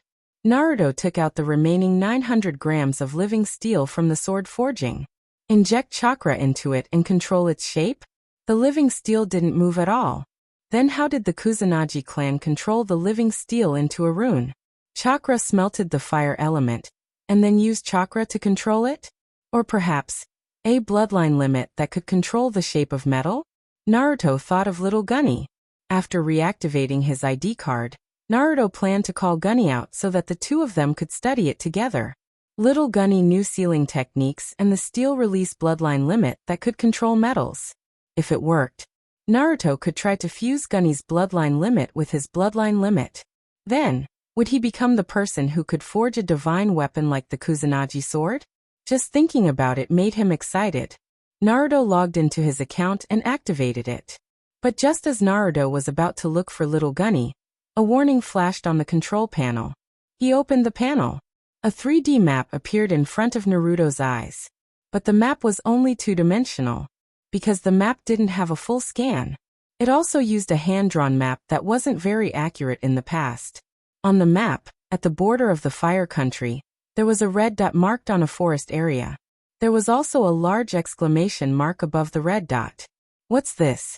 Naruto couldn't figure out what it was for a while, but there was nothing marked on it. Naruto pulled up the operation log and found that it was set by him. The date. Naruto suddenly remembered what it was. It was the locator seal he placed on Kakuzu in the Rain Country. It was a locator seal that only Kakuzu's chakra would transmit a signal to him. The strength of the signal and the distance it could travel was determined by the amount of chakra Kakuzu used. Kakuzu was in the Fire Country, but he could receive the signal from the Snow Country. He must have risked his life. Who could make Kakuzu risk his life? Naruto immediately called up the Otopi satellite. He muttered in his heart, I hope it's not Tsunade if it is.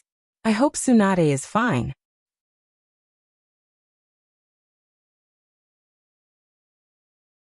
Chapter 443. System Notification. Big Fat Satellite has been successfully activated. System Notification. Chakra supply chain has been successfully switched. System Notification. Target has been locked. Naruto stared at the control panel in front of him and waited for the information from Big Fat Satellite. Naruto, will you lend me your body for a minute if I hold on for 1 minute? Little Nine inserted chakra into the spiritual network while negotiating. Naruto quickly replied, yeah, same as last time. Both of them were ready, but the red dot on the map disappeared. System Notification. Location information is no longer available. Target cannot be locked. System Notification. Please fill in the correct location information. F***CK. Naruto couldn't help but curse. Kakuzu stopped using chakra. What happened? Did Kakuzu already end the battle? Then what was the result? Did Kakuzu get killed? Or did Kakuzu get rid of the enemy? The former didn't matter, but who was the enemy? Naruto manually re-entered the coordinates. Because it wasn't tracking, Big Fat Satellite switched to blind scanning mode. Then Big Fat Satellite sent a picture. In a snowy forest, there were mountains, trees, and snow, but there was no one. Naruto moved the satellite's scanning position on the control panel. But what he saw was just more mountains. It could be said that the slightest mistake could lead to a huge error. 5 minutes later, Naruto, who had watched the snow for 5 minutes, had to stop scanning. He began to think of other ways to obtain information about Kakuzu. For example, the little flying squirrel. Rain country, Akatsuki's residential area. The little flying squirrel, who had been clamoring to hibernate since winter, suddenly sat up. Deidara, who was combing his hair, was so scared that he accidentally pulled out a few strands of hair. Weren't you hibernating? Why are you up again? Could it be you had a nightmare? Then what nightmare did you have? Tell me about it so I can laugh. Perhaps Deidara had been alone for too long, but when he saw the little flying squirrel wake up, he began to blabber nonstop. The little flying squirrel stared at Deidara with its dead fish eyes. Are you hungry? Dylan asked cautiously with the comb still on his head. Naruto looked at Deidara, combing his hair in front of a mirror at home in the middle of the day. How coquettish is that? It could be said that she was extremely flirtatious, right? However, he was indeed a little hungry. To be precise, he was very hungry. I'm hungry, where's the food? Naruto loosened his nose. The smell came from its body. Naruto lowered its head. Then she saw a pile of delicious food on its bed. All kinds of nuts, and bread? Naruto picked it up and looked at the production date. It was very early a week ago. TSK Deidara is so considerate. Zila. Naruto opened the packaging, grabbed a piece with his tiny claws, and ate it gracefully. No mission today? Naruto asked casually. Deidara tied his braid and replied. There are very few missions after winter. There's almost nothing to do. Naruto chewed on the bread. He drank a few mouthfuls of water. It was still juice, and it was also fresh. It was placed on his window. No one else has a mission? Naruto asked casually. In fact, he wanted to lead the topic to Kakuzu, who was out on a mission. Then it succeeded. Deidara replied. No, 2 poor fools were sent out by the boss. I don't know which barren mountain they are in now. Naruto continued to ask. What are they doing? Isn't there no mission in winter? Deidara casually said what he knew. They are looking for a guy named Tsunade. She is a very powerful medical ninja. The boss wants her to join us. Tsunade, it's really what I'm afraid of. So what's the result? Kakuzu didn't come back. Deidara definitely didn't know. The little flying squirrel suddenly stopped eating. Deidara was puzzled. What's wrong? The bread doesn't taste good? Naruto came back to his senses, took a big sip of juice and replied. No. I choked a little. Naruto finished the bread in his hand and drank the drink. He was not in the mood to eat, so he lay down and closed his eyes. Deidara couldn't help but say. Are you going to hibernate again? Naruto replied. No, I want to sleep for a while. Then Naruto went offline. The spiritual body returned to Fugu's spiritual world. In the rain country, Deidara was speechless as he looked at the little flying squirrel who fell asleep. He muttered. Am I really not raising a pig? In the Great Snow Mountain Laboratory, Naruto's spiritual body floated out of Fugu's body. 5 minutes are up. Where did you go? Naruto called 9 Tails through the spiritual link. Naruto was very uneasy now, so he came back to calm down and avoid being discovered by Deidara. Tsunade should be fine, right? Tsunade must be fine. Even if she can't win, she can definitely run away. No matter what, Tsunade is one of the Sannin and his teacher. 9 Tails replied. I'm being pestered by a woman. She keeps asking me if I don't like her anymore. I said I'm not you. And she said she's looking for me.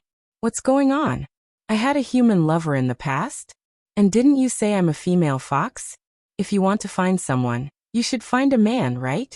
Did you lie to me again? This bad guy. Ha. Naruto felt that the amount of information was too much for his brain to react. He thought of a person 04. You saw 04? Where are you now? Xiaojio replied.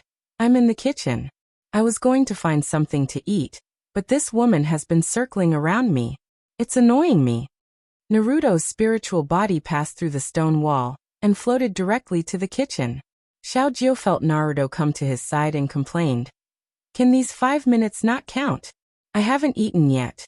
Naruto entered his body and took over. In the past, Naruto could be seen from his pupils when he switched, but now there was almost no difference. Naruto closed his eyes for a bit, then opened them again. He looked at 04 and said, Xiaojie lost her memory. She doesn't remember you, and she's a tailed beast. You two can't be together. 04 stared blankly at Naruto, then pouted and left. Switch back again? I'll ask him myself the next time it's him. Naruto stared blankly at 04's back and wondered. She left just like that? Is she really able to sense your presence? Xiaojie said unhappily. How would I know?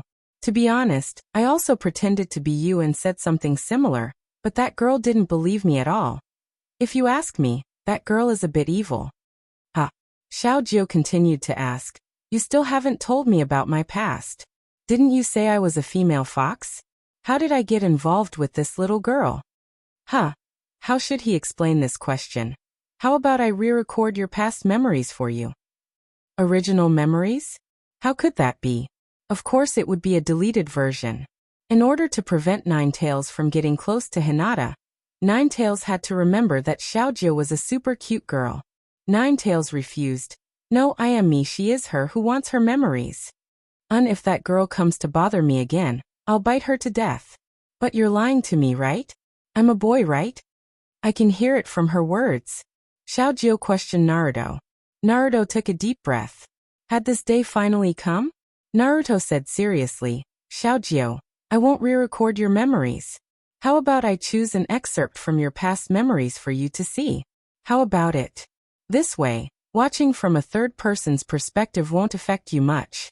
You're still you, a completely different firework. Xiaojie hesitated for a moment before agreeing. About that girl? Okay, let me see.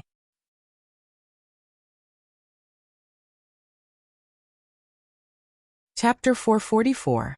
After the excerpt of Ninetales' memory was played, Ninetales fell into silence. He muttered to himself. So, I lied to that girl? Naruto nodded seriously and said, to a certain extent, yes. An ambiguous answer could avoid the lie detection of soul perception. This was Naruto's experience of lying to Ninetales many times. Then he ran away. That you can deal with your own matters. After all, you're a big girl. Well, I'll go first. With that said, Naruto's spiritual body went into the pufferfish's body without looking back. In the country of rain, the little flying squirrel, who had just fallen asleep, suddenly sat up like a zombie. Then he giggled like a severely mentally ill person. Deidara, who had nothing better to do, was once again shocked. Did you dream of something funny? Deidara was dumbfounded.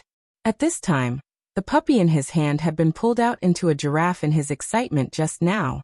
Naruto continued to laugh. Wow. Ha ha ha. Ha ha. I'm dying of laughter. It's so funny. As he spoke, Naruto's furry body was still hitting the bed and rolling around. Then he accidentally fell to the ground. The laughter stopped abruptly, but it was quickly picked up by Deidara. Deidara was stunned by the cuteness of his flying squirrel that fell off the bed. Naruto stared at Deidara with his dead fish eyes for a long time before Deidara gradually stopped laughing. Ahem, what were you so happy about in your dream just now? Deidara felt that the atmosphere was a little awkward and decided to change the topic. However, Naruto didn't reply. He turned around and twisted his furry body back to the bed. Then, after holding it in for a while, he couldn't help but laugh again. The scene that Naruto selected for Ninetales just now was the scene of Ninetales and 04 hugging and kissing. However, the psychological activity was changed by Naruto. Ninetales' mental activity was changed by Naruto into that he was a girl. Then he used Naruto's body to tease 04. This memory was very cleverly altered. Naruto had prepared it so that Ninetales would treat him as a girl. Naruto laughed heartily. However, after a while he stopped laughing. He thought of his teacher, Tsunade-sama. Are you okay? Deidara looked at his own mouse with a dumbfounded expression. Naruto lowered his head and began to eat unhappily. Actually, he felt like laughing, but his teacher's life and death were still unknown. Wasn't it too inhumane for him to be so happy? So, it was better to endure it. The sky gradually darkened at night. When Naruto ate the whole bed of winter snacks that Deidara had prepared for him, he finally received news from Kakuzu. The news came from Nagato, who summoned everyone for a meeting with the Akatsuki's ring. After the meeting, Deidara hurriedly put on his clothes. "What's wrong?" Naruto asked. Deidara put on his trench coat, and then checked the clay backpack. Scorpion was faster than Deidara. Dang dang dang had already knocked on the door. Naruto jumped, stretched his limbs, and glided to the door handle. Then he stepped on the door frame with his other foot and opened the door wide. "Good evening, Scorpion-senpai." Naruto's attitude towards Scorpion was obviously different from Deidara's. This also made Deidara's small eyes stare at him with resentment. Scorpion wondered, "Aren't you hibernating?" Naruto smiled and said, I was going to hibernate, but I was bored after sleeping for a long time, so I got up and walked around." Scorpion looked at him blankly and replied with one word. "Oh," Naruto asked again. "Is there a mission?" Scorpion replied, "Hasn't Deidara told you yet? 2 people who went out on a mission had a problem, and are asking for help." Naruto hurriedly asked, "Is it Kakuzu?" Scorpion nodded. "And Haiden?" Something happened to Kakuzu and Haiden? So, Tsunade is okay? Naruto's heart finally calmed down.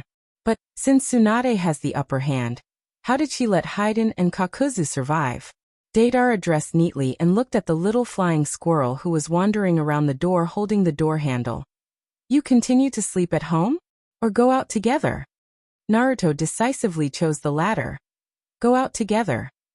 Outside the apartment, Deidara stuffed his hand into the clay bag, and then heard the sound of his mouth swallowing the clay. "Since I'm in a hurry, I'll take you flying." When Deidara's hand was full of clay, Deidara began to perform his ninjutsu.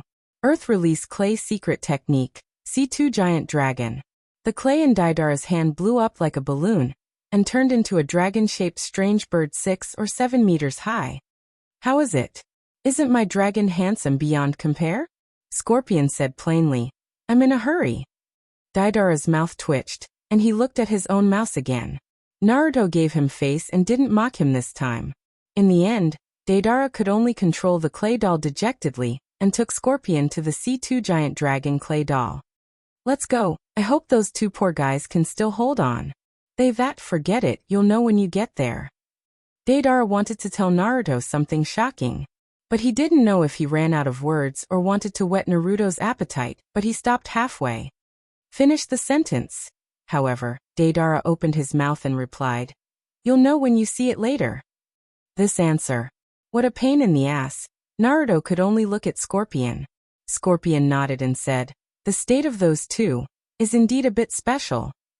Then Scorpion didn't say anything. Naruto couldn't help it and sighed. "Senior Scorpion, you've learned bad things from Deidara." The giant dragon clay doll flapped its huge wings in the air, and leaped past one town after another. Its speed was very fast, but it still took 3 hours to reach the destination. "I hope those 2 guys are still alive," Deidara muttered again. The giant dragon clay doll that arrived at the destination glided down. Then everyone soon found a broken arm in a pile of rubble. The broken arm with the word Bei on its finger. "Only one arm?" Naruto asked strangely. Deidara shook his head. "No, this is Kakuzu." Then, under Naruto's surprised eyes, Deidara greeted the arm. "Are you still alive, Kakuzu?" Something strange had happened. That hand had moved. It bounced up from the ground and shot at Naruto like a cannonball. Attack. What's going on? Why did Kakuzu attack him? Naruto couldn't figure it out, but he didn't let it go. With a wave of his hand, a wind blade slashed over. Then the arm was cut in 2. But it was still moving. Naruto was about to continue, but Deidara stopped him. "Wait! Attack again and he'll die." Chakra resonated with Naruto's body, and the flying squirrel version of multiplication was activated. The palm-sized flying squirrel expanded to 5 meters tall at a speed visible to the naked eye. It looked down at the arm in front of it and said, "If you show off in front of me again, believe it or not, I'll sit you to death." Black tentacles surged out from the place where the severed limb had been, and the severed limb was reattached. It didn't continue to attack Naruto. At this time, a voice came from the other side. Save me first. That guy can't talk without a mouth. Fly Dan.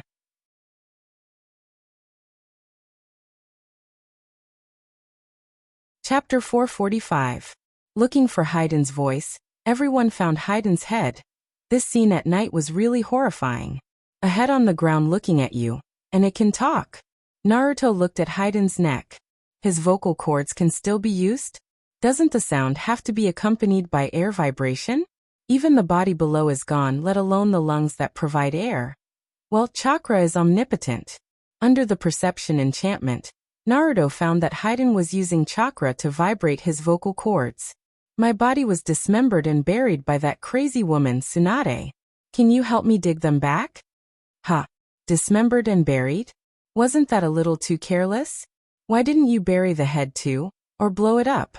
Naruto couldn't help but ask, how did you survive? Naruto looked down at the head on the ground. Naruto had an impulse to crush the head with one foot.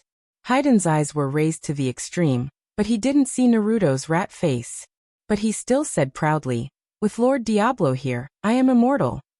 Naruto raised his foot and stepped on Haiden's head. Haiden's intact cervical spine suddenly bent and exerted force, dodging with a grunt. He shouted, Are you trying to murder me? Naruto replied, Aren't you immortal?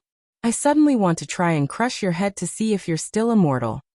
Haiden was frightened and said in horror, If my head explodes, I'll die. Stop.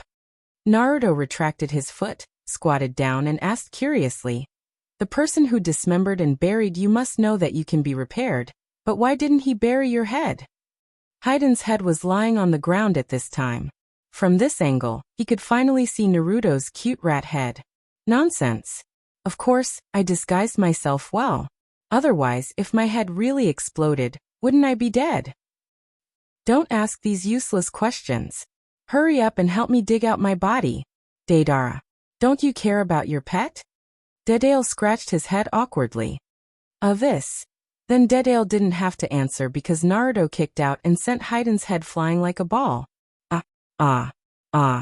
I'll kill you. This is blasphemy.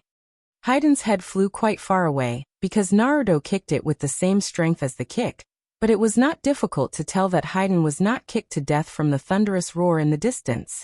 Why did you kick it so far? Hurry up and pick it up. Deidara looked at Naruto, but Naruto didn't even look at him. Deidara had no choice but to pick up Fei Duan's head himself. This scene had a special meaning in Scorpion's eyes. He thought of the village people who used to play bone-throwing games with dogs. This pair of master and servant is a little strange. You're finished. Wait for me to recover. After Haiden's head was picked up, his mouth was still a little unforgiving. Naruto lowered his head, licked the corner of his mouth with his tongue, and said, I don't know if you can still live after I eat you. Haiden opened his mouth, and finally turned his head honestly and said to Deidara, 10 meters ahead, my upper body is buried there. Deidara nodded. He formed a seal with his hand, and the earth waves rolled. Not only Haiden's upper body, but other parts were also turned out. It seems that there's still a missing hand? Looking at Haiden strangely assembling himself little by little like a robot, Deidara noticed that Haiden was still missing an arm. Left arm. Haiden complained. That guy Tsunade took my arm away. Listening to what he said before he left, it seems that he wants to study it. Deidara looked at Haiden's empty sleeve. Your ring is gone too? Haiden grinned, opened his mouth, and put the ring on his tongue. Then Haiden put the ring back on. I felt something was wrong, so I hid the ring in my mouth. Why else would I ask for support? Haiden got up and walked to Kakuzu's arm and said, Hey, hurry up and give me back my heart.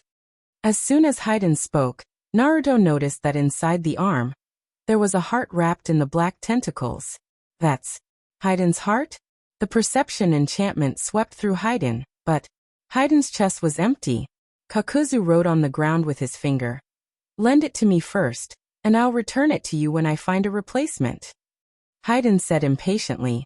Then hurry up and find it. I'm incomplete without a heart, and how can I pray to evil God if I'm incomplete? An incomplete one? Naruto couldn't help but interrupt. You're still missing an arm, so it seems that you don't have to do that troublesome prayer in the future.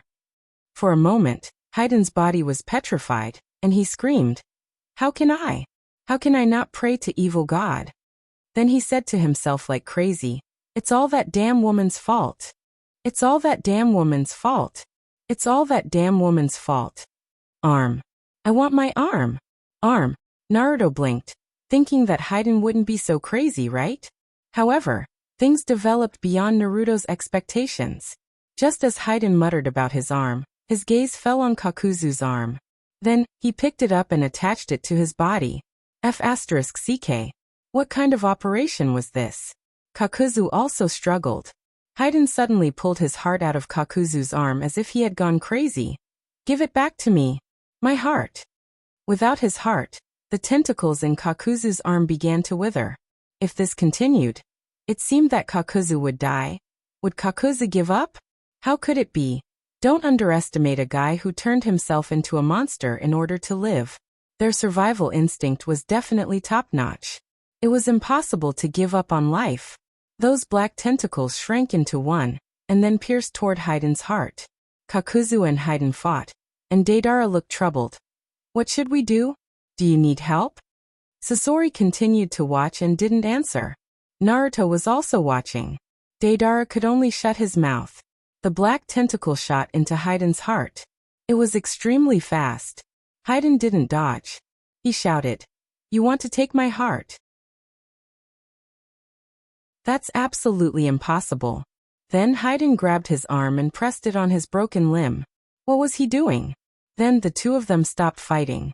A minute later, Kakuzu's arm merged into Hayden's body. Hayden laughed wildly. Ha ha ha ha. Now I'm whole again. However, what surprised everyone was Hayden's newly merged hand suddenly raised and slapped Hayden's mouth. The slap was so loud that Hayden's head was almost sent flying. You actually dare to hit me. Hayden grabbed his out-of-control left hand with his right hand. Black tentacles suddenly darted out of his space-time left hand and slapped Hayden's mouth again. Then, Hayden and his left hand fought for an entire hour, win or lose. Did such a situation exist? Anyway, Hayden was beaten black and blue. Deidara, Sasori, and Naruto, who came to rescue him, stood aside and watched in a daze. Then Naruto suddenly thought of something. By the way, you don't need 2 rings now, right? Give me one.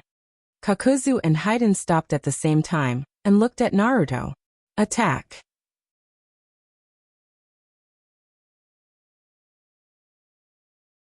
Chapter 446. It's just a ring, you don't need to have such a big reaction, right? Kakuzu's black tentacles were very fast, but Naruto's wind was even faster.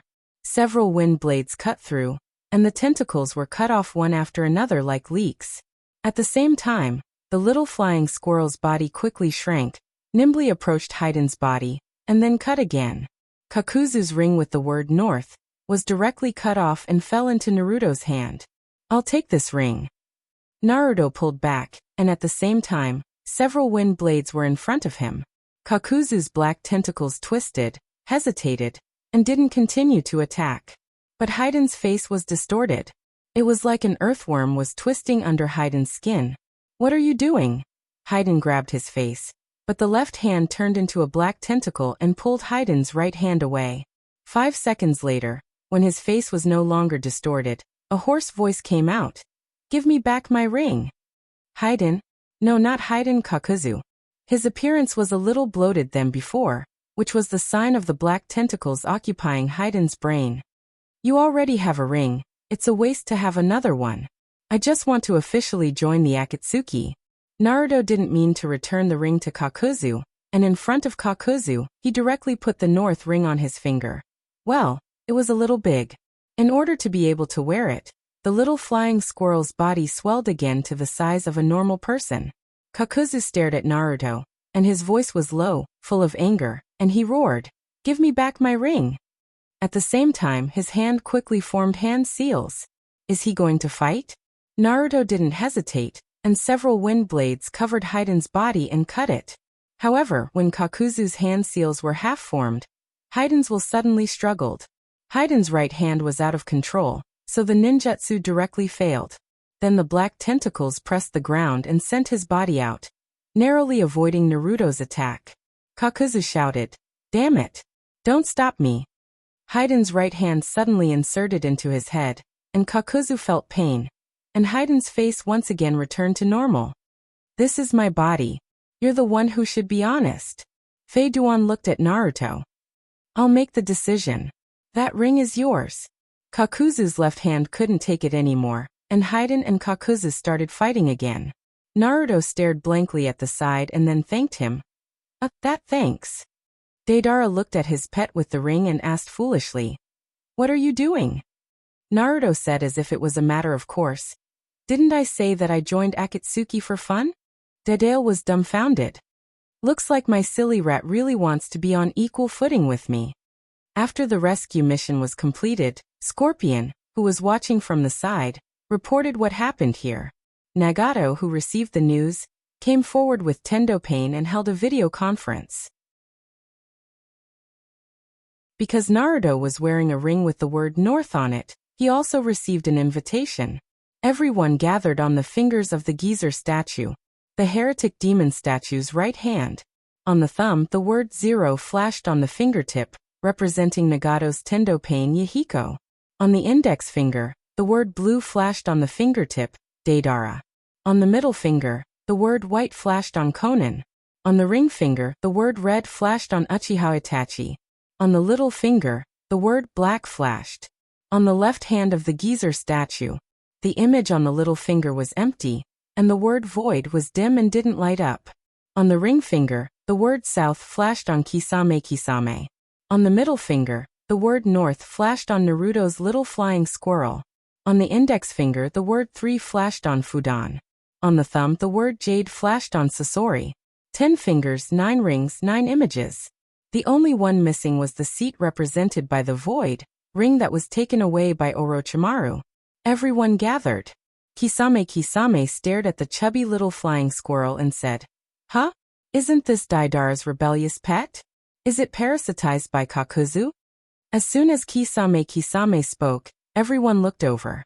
Naruto's eyelids twitched and stared at Kisame Kisame. "Stinky shark. Who are you calling a pet?" Kisame Kisame blinked his eyes. "Are you that rat? Not Kakuzu. What about Kakuzu? Why are you holding Kakuzu's ring?" Naruto said, "Why do you care? Who are you?" Kisame Kisame looked at Deidara. "Haven't you trained your pet yet? Do you want me to train it instead of you?" Seeing that the meeting was about to quarrel, Tendo Pain said, "In order to save time, let me briefly explain the specifics. Simply put, Kakuzu and Heiden's mission failed. Tsunade refused to join the Akatsuki organization. Now Kakuzu's body is destroyed, and he is relying on Heiden's heart to maintain his life. As for Kakuzu's ring, and his seat in the organization," Nagato looked at Haiden as he spoke. The segmented left-hand image was distorted, and Kakuzu's face was propped up from the arm. "I didn't give up my ring. It was Deidara's damn pet who stole my ring." Without waiting for Naruto to speak, Haiden said, "No, I gave it away. Now Kakuzu is no longer the Kakuzu of the past. He is my left hand, so that ring is useless." As he spoke, Heiden's image suddenly floated, and then with a flash, Heiden's image disappeared. Obviously, Haiden and Kakuzu were fighting again. Everyone was silent. 5 seconds later, Haiden came online again, but this time it was a bloated Haiden, and he roared, "Damn Haiden! I!" Before he finished speaking, the image disappeared again. Everyone was silent. 5 seconds later, Haiden came online again. This time it was Haiden. He touched his head and smiled. "Sorry, my left hand is a bit naughty." Then with a snap, Haiden disconnected again. Tendo Pain said, "The ownership of Kakuzu's ring. Let's put it aside first and talk about it tomorrow. Now let's talk about how to deal with Tsunade." Nagato looked at Naruto, the little flying squirrel, and didn't let Naruto leave, and continued, "I decided. I will personally hunt down Tsunade." Hearing this sentence, Naruto's heart jumped. Nagato wants to personally hunt down Tsunade. This is a big problem. It's not surprising that Tsunade can kill Naruto. With Tsunade's strength, as long as she's ruthless, It's not difficult to deal with the immortal duo, but Nagato. He's a fierce man who can kill Jiraiya. Tsunade is in danger. Conan said, "You want to do it yourself? Do you need me to go with you?" Conan's voice was cold with a hint of respect. Nagato replied, "No, you stay. I want." Nagato looked at Uchiha Itachi. "Let Itachi go with me." Hearing this sentence, Naruto's heart that was already half cold suddenly became cold. Are you kidding me? Nagato and Uchiha Itachi? Now that Itachi is at his peak, he's not sure if he can fight Naruto alone. Moreover, Itachi has a Sharingan with Koto Amatsukami. If possible, Naruto doesn't want to be enemies with this guy. Tsunade is going to die. Should I talk to Tsunade? Persuade her to join the Akatsuki.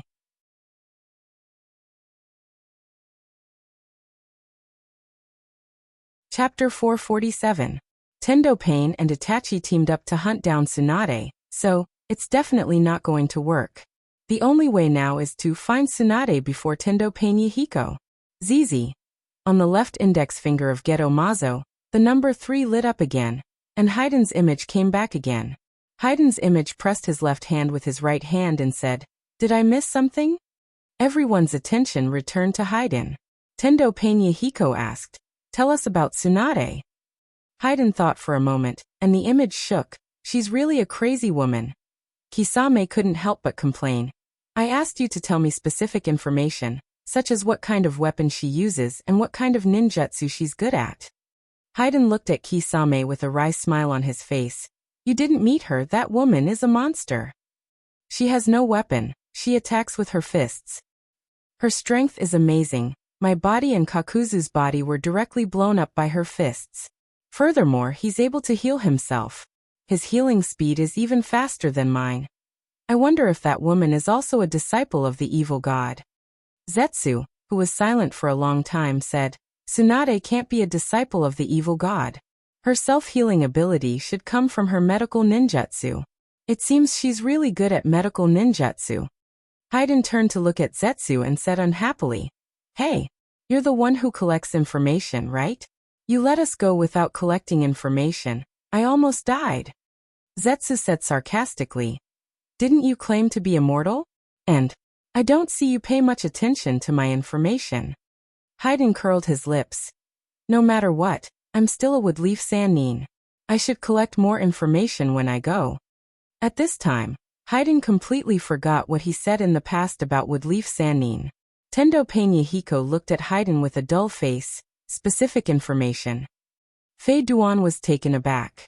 He obediently shut his mouth and began to think hard. Although Tsunade was strong at the beginning, she wasn't that powerful. Kakuzu and I should have no problem dealing with her. But there was a diamond-shaped curse on her head. After that curse was activated, her strength suddenly increased. Something like that. Tsunade's projection appeared in front of Hayden's image. The Ein seal on Tsunade's forehead was lifted, revealing a 4-pointed star shape similar to a butterfly. In this state, Tsunade's speed, strength, and overall physical fitness have all increased. She destroyed my body once. But this is not her strongest state. As she spoke, the projection changed. When Tsunade's stomach was pierced by my sickle, she suddenly became violent and entered this mode. In this mode, her stomach that was pierced by my scythe healed in the blink of an eye. Pain of Tendo Yahiko nodded. "Nothing else?" Missile replied. "No, she mainly used her fists throughout the battle. By the way, she also knows a kind of ninjutsu. That time, she didn't hit me with her fist, she just hit me with her palm. I suddenly lost control of my body. I wanted to continue slashing her with my scythe, but my body threw the scythe away. Naruto knew this move and had even used it on him before. It was called Chaotic Dash. Naruto also knows it now. The principle is to use chakra to simulate an electric field and disturb the human nervous system. After listening to Hayden's statement, Deidara couldn't help but say, "Listening to you, why does it feel like Orochimaru is doing that kind of thing? Isn't it called the curse seal mode? Did Tsunade and Orochimaru get together?" Hayden shook his head and said, "Different? The curse seal made by Orochimaru will cause the body to mutate after using it, But Tsunade looks normal and still looks the same. It should be a kind of jutsu, just like my death by blood. Pain Yahiko said. That's it, right? I got it. Pain Yahiko looked at Hayden's left hand and said, Are you going to do this? In the future? Together? Hayden replied, Yes, Kakuzu doesn't exist anymore. Now he's my left hand. I also gave him a new name, Xiaozhua. What do you think? Isn't it very funny? As soon as Hayden finished speaking, Hayden's left hand suddenly exploded and slapped him in the face. But Hayden dodged it. You want to use the same move twice? Aren't you looking down on me too much? As he said that, a black tentacle suddenly sprang out from Hayden's left elbow and hit Hayden's crotch. Hayden's body instantly bent like a shrimp and cursed, Fuck. Fei Duan's image disappeared with a paw. After Fei Duan left, Kismet Ghost Shark burst into laughter. Then it caused a burst of laughter. Even Conan, who didn't smile, had a smile on her face. Pain Yahiko said, Okay, that's it for today. Pain Yahiko raised his hand and was about to cancel the jutsu, but Hayden came back again. Kakuzu asked me to bring a message, saying that he will take back the ring. Everyone looked at Hayden. Is Hayden scared? What happened? Flying Squirrel Naruto said, Come and get it if you have the ability, but next time I won't hold back. I've developed a new technique called Wind Juicer, and I've been wanting to find someone to try it out. Hayden was curious. Wind Juicer? That's a weird name. Is it a ninjutsu? Flying Squirrel nodded again and again. I use it to make watermelon juice. I think it would be interesting to change it to a person. Hayden nodded, but no one knew if he understood. Pain Yahiko said, You seem to have forgotten that the organization strictly forbids private fights, but considering the particularity of this matter, before I leave tomorrow, I will organize a public competition within the organization, and the winner will get the ring. Yahiko looked at Flying Squirrel Naruto. Then he turned to look at Hayden's left hand. The loser. If it's Kakuzu, then you can keep it this way. I feel that if you cooperate well, your strength will improve, and the next time you meet Tsunade, you won't lose so badly. Let Kakuzu and Hayden keep it this way? The others couldn't help but look at Hayden. Hayden laughed heartily. I think that's a good idea. Surprisingly, Kakuzu didn't use violence against Hayden this time. Hayden suddenly froze. Wait. He seems to have something to say. Hayden's control changed to Kakuzu. This time, because Hayden took the initiative to exchange control, Hayden's appearance didn't change much. His face didn't become ferocious. Okay, I agree. But if I have to fight tomorrow, I can't cultivate a new body, so I can only use Hayden's body. In that case, is it okay? Hayden and Kakuzu were together, so there was a possibility of joining forces. Their strength was definitely not as simple as 1 + 1. Pain Yahiko looked at Flying Squirrel Naruto. Do you agree? Naruto cracked the corner of his mouth, revealing 2 cute white teeth, and said, 1 is dead, 2 is dead. Let's do it together.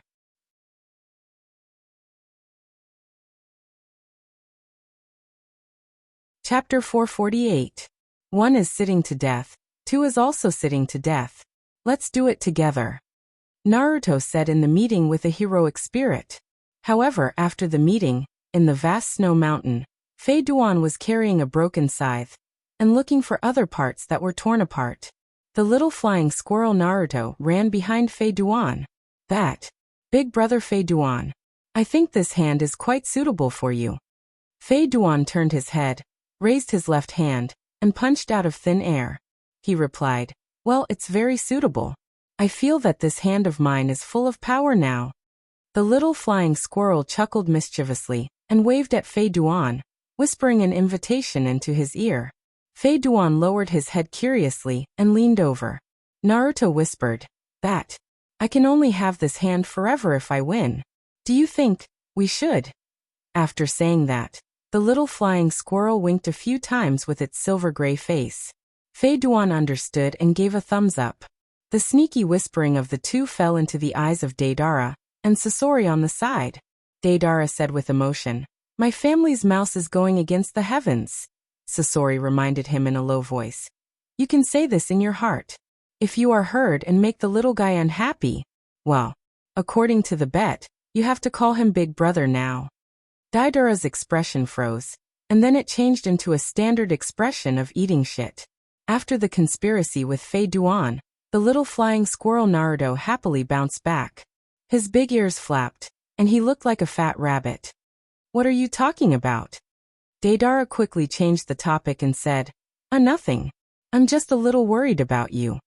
The little flying squirrel Naruto blinked. Worried about me? Deidara's expression became serious, and said seriously, don't underestimate Kakuzu. Even the half-crippled Kakuzu is far stronger than ordinary jounin. The little flying squirrel Naruto nodded. Oh, Deidara thought for a moment. Let's go back first.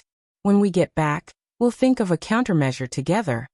Dedale's C2 Mega Dragon Clay Man carried everyone back to the Rain Country. Before leaving, Naruto waved at Fei Duan enthusiastically, and the two winked at each other. You want Fei Duan to go easy? Dedale and Sasori both understood Naruto's intention.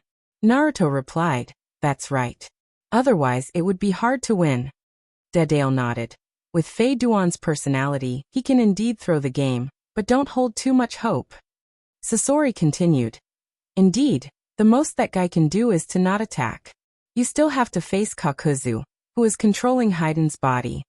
Naruto smiled and said, then Senior Scorpion, what do you think are my chances of winning? Scorpion stared at Naruto and suddenly asked, have you mastered all the seals I taught you? Naruto nodded. Scorpion pondered for a moment. Well, then you can use it tomorrow. With that core, you can use Chakra's line to control the puppet. I'll teach you a few simple moves, and then add this. Saying that, Scorpion handed Naruto a scroll. This is, Naruto took the scroll and looked at the name on it, and his eyes suddenly lit up. Failyohu. Dedale's eyes also lit up. But soon he frowned again. You plan to let the little guy learn the puppet technique? Only one night. Is it reliable? Scorpion replied. Failyohu has a lot of projectile hidden weapons. Activating these hidden weapons doesn't require exquisite techniques. Hearing this, Dedale's brows relaxed. In that case, I also have an idea. How about I make a few more clay men, and let him carry them? Scorpion said uncertainly. Isn't that too suspicious of cheating? Naruto righteously refused. Yes, that's too suspicious of cheating. I want to beat him fair and square. Fair and square? If he didn't see the scene of Rat and Fei Duan winking at each other, Fei Duan might really believe this sentence. Now, only a fool would believe it. After rejecting Dedale, Naruto took out the scroll and put a curse seal on his body. It was the kind of curse seal on the core of Scorpion's body. The location of the curse seal was the same as the location of Naruto's body, on his left hand. Senior Scorpion, do you see any problem with my curse seal? Scorpion checked it and praised. Very good, no problem. You've mastered it better than expected. Of course, he could also upgrade it to a double or triple core. But he couldn't use it now, it was too conspicuous. Naruto threw the Failyohu scroll that Scorpion gave him. Then let's go and train. Saying that, the chubby little flying squirrel and Scorpion left one after the other. Dedale was stunned for a moment, and also followed. But Scorpion stopped and stopped. Puppet Master's methods are not taught to outsiders. Dedale looked at Rat in a daze, speechless for a while. Not taught to outsiders? If not taught to outsiders, why did he teach it to Idiot? Could it be? Scorpion was going to take Idiot for himself? As the abandoned poop picker, Dedale stood in the night wind and felt very miserable. After leaving Dedale, Scorpion asked, Dedale's proposal was not bad, why did you refuse? Naruto smiled mischievously. I have a better plan. Scorpion curiously asked, what plan? Naruto mysteriously made a silent gesture and said with a mischievous smile, keep it a secret, you'll know tomorrow. Scorpion raised his eyebrows and didn't ask much. Alright, summon Failyohu now. Naruto opened the scroll. The seal on the scroll wasn't encrypted. Then Naruto made a hand seal. With a bang, accompanied by a burst of smoke, Failyohu appeared in front of Naruto. Just like the previous Failyohu, there were no changes, just some simple repairs. Scorpion began to introduce Failyohu to Naruto. At the same time in Fei Duan's bedroom, Kakuzu's arms twisted into a human shape. He said, "You cannot help me, but you can't hold me back, or I will kill you." Fei Duan was surprised. Huh? You can talk? The twisted arms formed a human shape and said, "I just imitated the structure of the vocal cords to make a vocal organ." After answering Fei Duan, Kakuzu emphasized, "I haven't fallen to the point where I need help to deal with a mouse, but if you hold me back, I will definitely kill you." Fei Duan waved his hand. "Don't worry, I won't affect your battle." Kakuzu stared at Fei Duan for a long time. Then his body softened and turned back into a black tentacle, intending to shrink back. Fei Duan said, "In exchange, you have to promise me one thing." Kakuzu turned back into Fei Duan's left hand. The back of the left hand cracked open a mouth. "What is it?" Fei Duan said very seriously, "In the future, no matter what, you can't attack me there." "Where is there?" "Of course, it's between the legs." Fei Duan's legs were still soft from Kakuzu's attack. Kakuzu replied, "I know you think I want to touch you there?"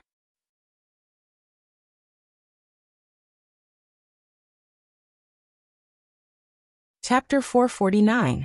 On the day of the battle between Naruto and Kakuzu, the sky of the rain country was cloudless, and the sun shone brightly on the white snow, which was a bit dazzling. "Are you ready?" Before the battle, Deidara looked more nervous than Naruto.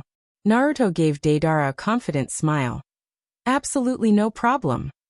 Deidara took out a small backpack and gave it to Naruto. "This is the clay bomb I made. You don't have to worry about anything. Just unzip it, and the little guys inside will track Kakuzu." Naruto didn't take it. He straightened his back and said proudly, "I want to defeat him with my own strength." Deidara looked at his rat with a complicated feeling in his heart. Does idiot really want to use his own strength? Deidara looked at Sasori, who was silent on the side. "How is it going on your side? Did you teach jutsu?" Scorpion replied ambiguously, "Yes, I think so. It shouldn't be a big problem." "What do you mean by yes?" Deidara only felt uneasy listening to him. They came to the location of the battle. Many people have already arrived. Kisame came over and said to Naruto, "Little rat, if you win, I won't blame you for calling me a stinky shark, but if you lose, even if your master protects you, I will beat you up." Although Kisame's words sounded like a threat, his tone was much kinder, and there was a trace of appreciation on his face. It should be an acknowledgement of Naruto's courage. However, Little Rat didn't know what was wrong with him. Maybe he was annoyed by Kisame's words, so he sneered. "Hey, you want to beat me? Try me if you have the ability." Kisame's mouth couldn't help but twitch. It was the first time he saw such a disgusting ninja beast. Naruto ignored Kisame's twitching face. His eyes swept around. Uchiha Itachi was sitting on the top of a tall building, looking at this side from a distance. Not far away, Yahiko Tendo Pain and Konan, who had a paper flower on her head, were also standing high. He was definitely there as well. On a tree, the head of a pitcher plant looked over. He didn't see Obito, who was pretending to be Madara. Everyone else was there. Fei Duan had been sitting cross-legged on the competition field for a long time. After Naruto arrived, he stood up and said with a smile, "Yo, little guy, you're finally here. I was worried that you might run away." The one who said this was Fei Duan. Naruto replied, "Sorry, I trained all night and woke up a little late this morning." It was a very humble answer. However, Fei Duan was definitely not optimistic about this sentence. Could he improve his strength just by practicing for one night? If it was so easy to improve one's strength, there would be ninjas everywhere in this world. This way, there wouldn't be a situation where there were only 2 or 3 big cats in each village. Fei Duan thought for a moment and mouthed, "Be careful." He didn't finish his sentence. There should be more to it, but Haiden's face suddenly twisted. It was obvious that Kakuzu was trying to stop them. Haiden relinquished control, and Kakuzu said, "Since you're here, let's begin." He looked up at the organizer and the referee, Pain Yahiko. Yahiko said expressionlessly, "Then let's begin." "There are no restrictions." "No restrictions?" then the implied meaning is a fight to the death. Naruto shot, and a wind blade under the guidance of the hairy mouse claw slashed towards Kakuzu. Kakuzu made a hand seal. Fire release. Kakuzu Jutsu. A fireball fell on the ground and instantly exploded, forming a sea of fire that attacked Naruto. Naruto's wind blade met the sea of fire, and was swallowed in an instant. The wind helped the fire, and the sea of fire became more fierce. Fire release that can restrain the wind? Fei Duan can use fire release? Kakuzu's 5 elements ninjutsu require special heart support to launch. Naruto thought of Fei Duan's mouth. Is it possible that Kakuzu specifically transplanted a fire attribute heart to restrain the wind? Ha ha ha ha. Your wind release is useless. This fire was specially prepared for you. Kakuzu grinned in the sea of fire. The waves of fire rolled and instantly covered Naruto. Was he directly hit by the fire? Many people outside the field frowned. If that's the case, he's too weak. Challenging Kakuzu with such a weak strength. He's only looking for death. Deidara was full of worry. Is that guy okay? Sasori was calm and replied. Did you forget that guy can also use earth release? Deidara was stunned. How could he forget this? It was because his idiot could use earth release that he wanted to teach him the secret technique of earth explosion. Deidara looked at the field again. His idiot was in the sea of fire. Deidara thought of a possibility, that maybe it's not the real body. At the same time, behind Fei Duan, there was a mocking sound. You prepared fire release for my wind release? Then, did you prepare the lightning escape for my earth escape? Several thorns of earth release came out from under Kakuzu's body. To be precise, those thorns were stabbed before Naruto opened his mouth, but Kakuzu's reaction was extremely fast. He jumped up, his arms turned into black tentacles, wrapped around the thorns, and propped up his body to avoid the thorns. Naruto laughed, idiot. At this time, Phileas stuck his head out from the ground under Naruto, opened his mouth, and shot out poisonous needles that were as fine as a cow's hair. At this moment of crisis, Kakuzu changed the tentacles supporting his body from support to pull, and quickly fell to avoid the poisonous needles. However, this time, the thorns on the ground jumped up again. Kakuzu's tentacles rushed out again, wrapped around all the thorns that shot towards his body, and at the same time, crushed the thorns. In the first round of battle, no matter how you look at it, Kakuzu was much more embarrassed. In the stands, Kisame looked at Sasori. If I'm not mistaken, that little guy is using your Failyohu, right? It's also a puppet master? A mouse can use puppet jutsu. This made Kisame couldn't help but think. Could it be, this mouse is related to Wind Village? Sasori simply replied. Not really, I taught him puppet jutsu last night. Ha. Kisame looked at the stage again, and his stiff expression was quickly replaced by a smile. Then this little guy is interesting, not simple. Deidara was very proud. Of course not simple. Don't you know whose ninja beast it is? My flying squirrel is much more powerful than your sharks. Kisame shrugged and unexpectedly didn't refute. In the arena, Kakuzu's face was a little bit embarrassed. He was actually being beaten up by a rat. It was really shameful. Boy, you pissed me off. Kakuzu quickly made hand seals. Secret jutsu. Earth's grudge. It was different from the black tentacles just now. This time, Kakuzu's entire left hand turned into black tentacles, and there were so many of them that they covered the sky. Not only that, but it was also filled with the fire attribute chakra. What kind of ninjutsu is this? Naruto didn't know. Boy, you're dead. The tentacles that were as black as the sky formed a gigantic face. It was very oppressive. It seems, it's a bit difficult. Then, it's time to implement his super plan. In everyone's surprised eyes, the little flying squirrel Naruto suddenly bit his finger. Then he made a seal. Then he made hand seals. Summoning jutsu. The next moment, Deidara, with a confused face, was summoned to the arena. This is possible? Scorpion directly spurted out blood from his mouth. This is fighting with your own strength? No problem. Sasori's face was very bright. At the same time, everyone present was also dumbfounded. The ninja beast summoned its master to help in the fight? This mouse is good.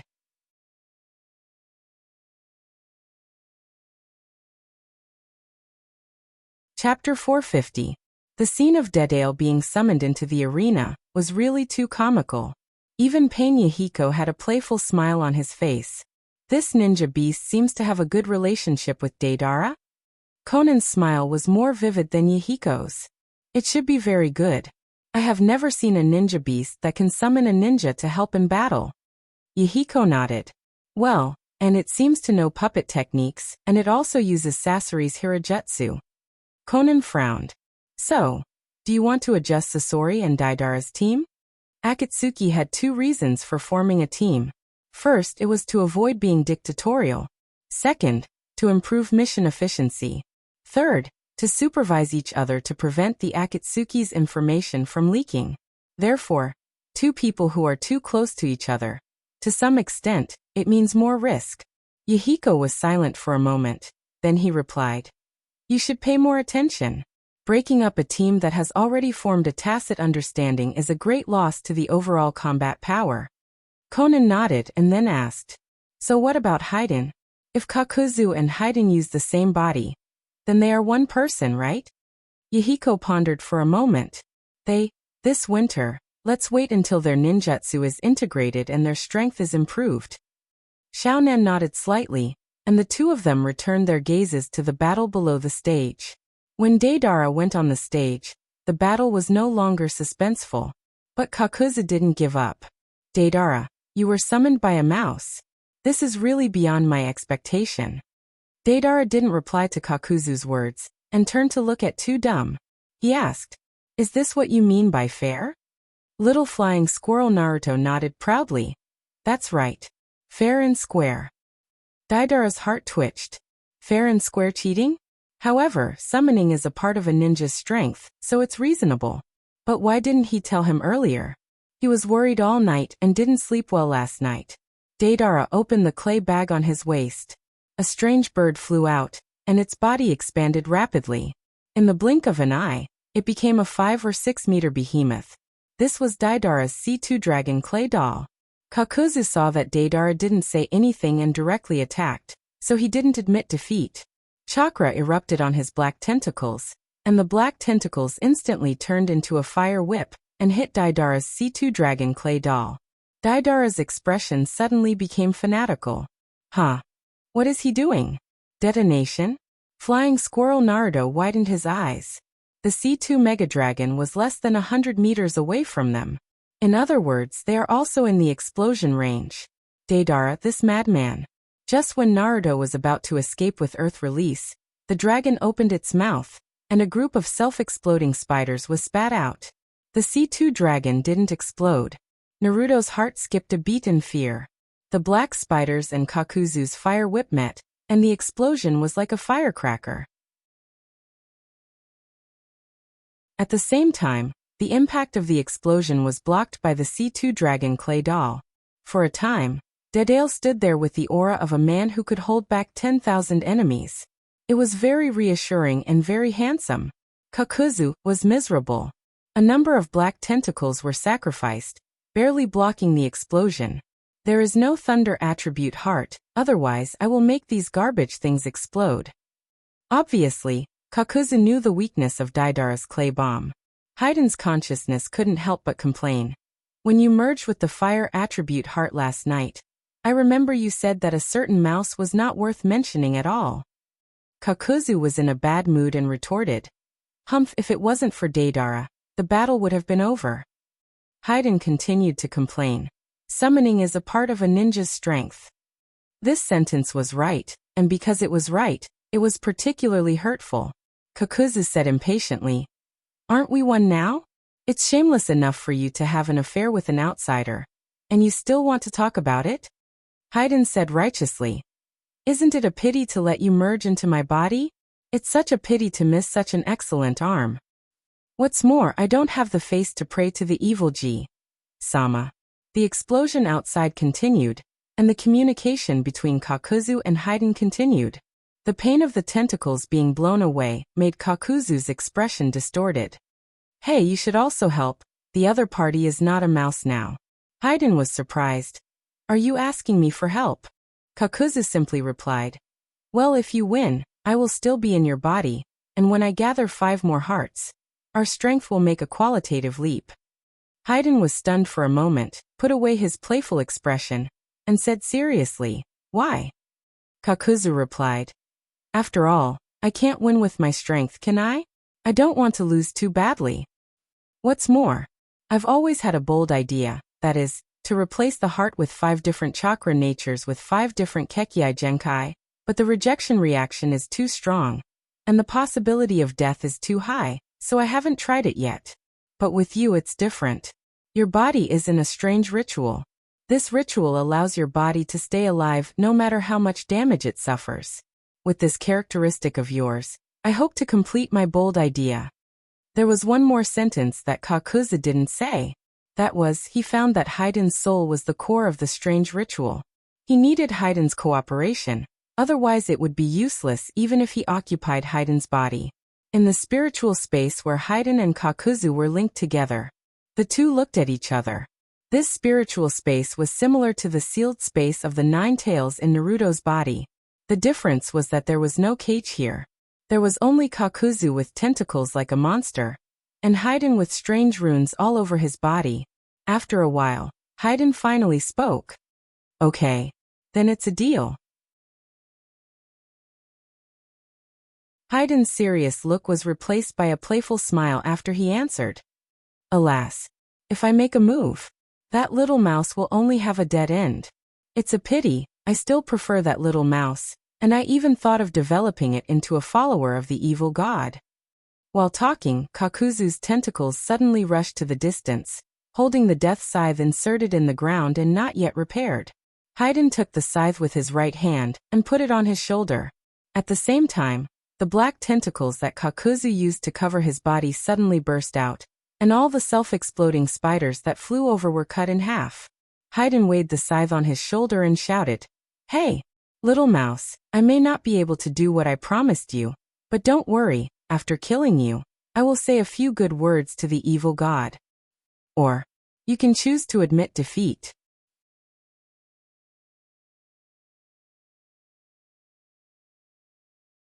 Chapter 451. Haydn's participation in the battle made the outcome of the game once again confusing. However, Haydn's declaration before joining the battle was considered extremely benevolent to a certain extent. After all, Haydn's ability to curse by obtaining the enemy's blood is very easy to fall prey to if one is unguarded. "Can you tell me what kind of deal you made?" Naruto replied after hearing Haydn's declaration. Haydn didn't hide it and directly replied. "Kakuzu said that if he wins, he will be willing to change his name to Shaozuo and become my left hand. Woo." Before Haydn finished speaking, Kakuzu's tentacle gave Haydn a big mouth. Then the two fought. Everyone watching the match was dumbfounded by this scene. However, Naruto didn't care about that and urged Deidara. "Hurry up. Take advantage of this time and give it a few big pineapples." Under Deidara's control, C2 Mega Dragon fell from the sky and rushed over. Kakuzu's tentacle reacted quickly and hit C2 Mega Dragon. It seemed that he wanted to directly cut it in half like the self-exploding spider.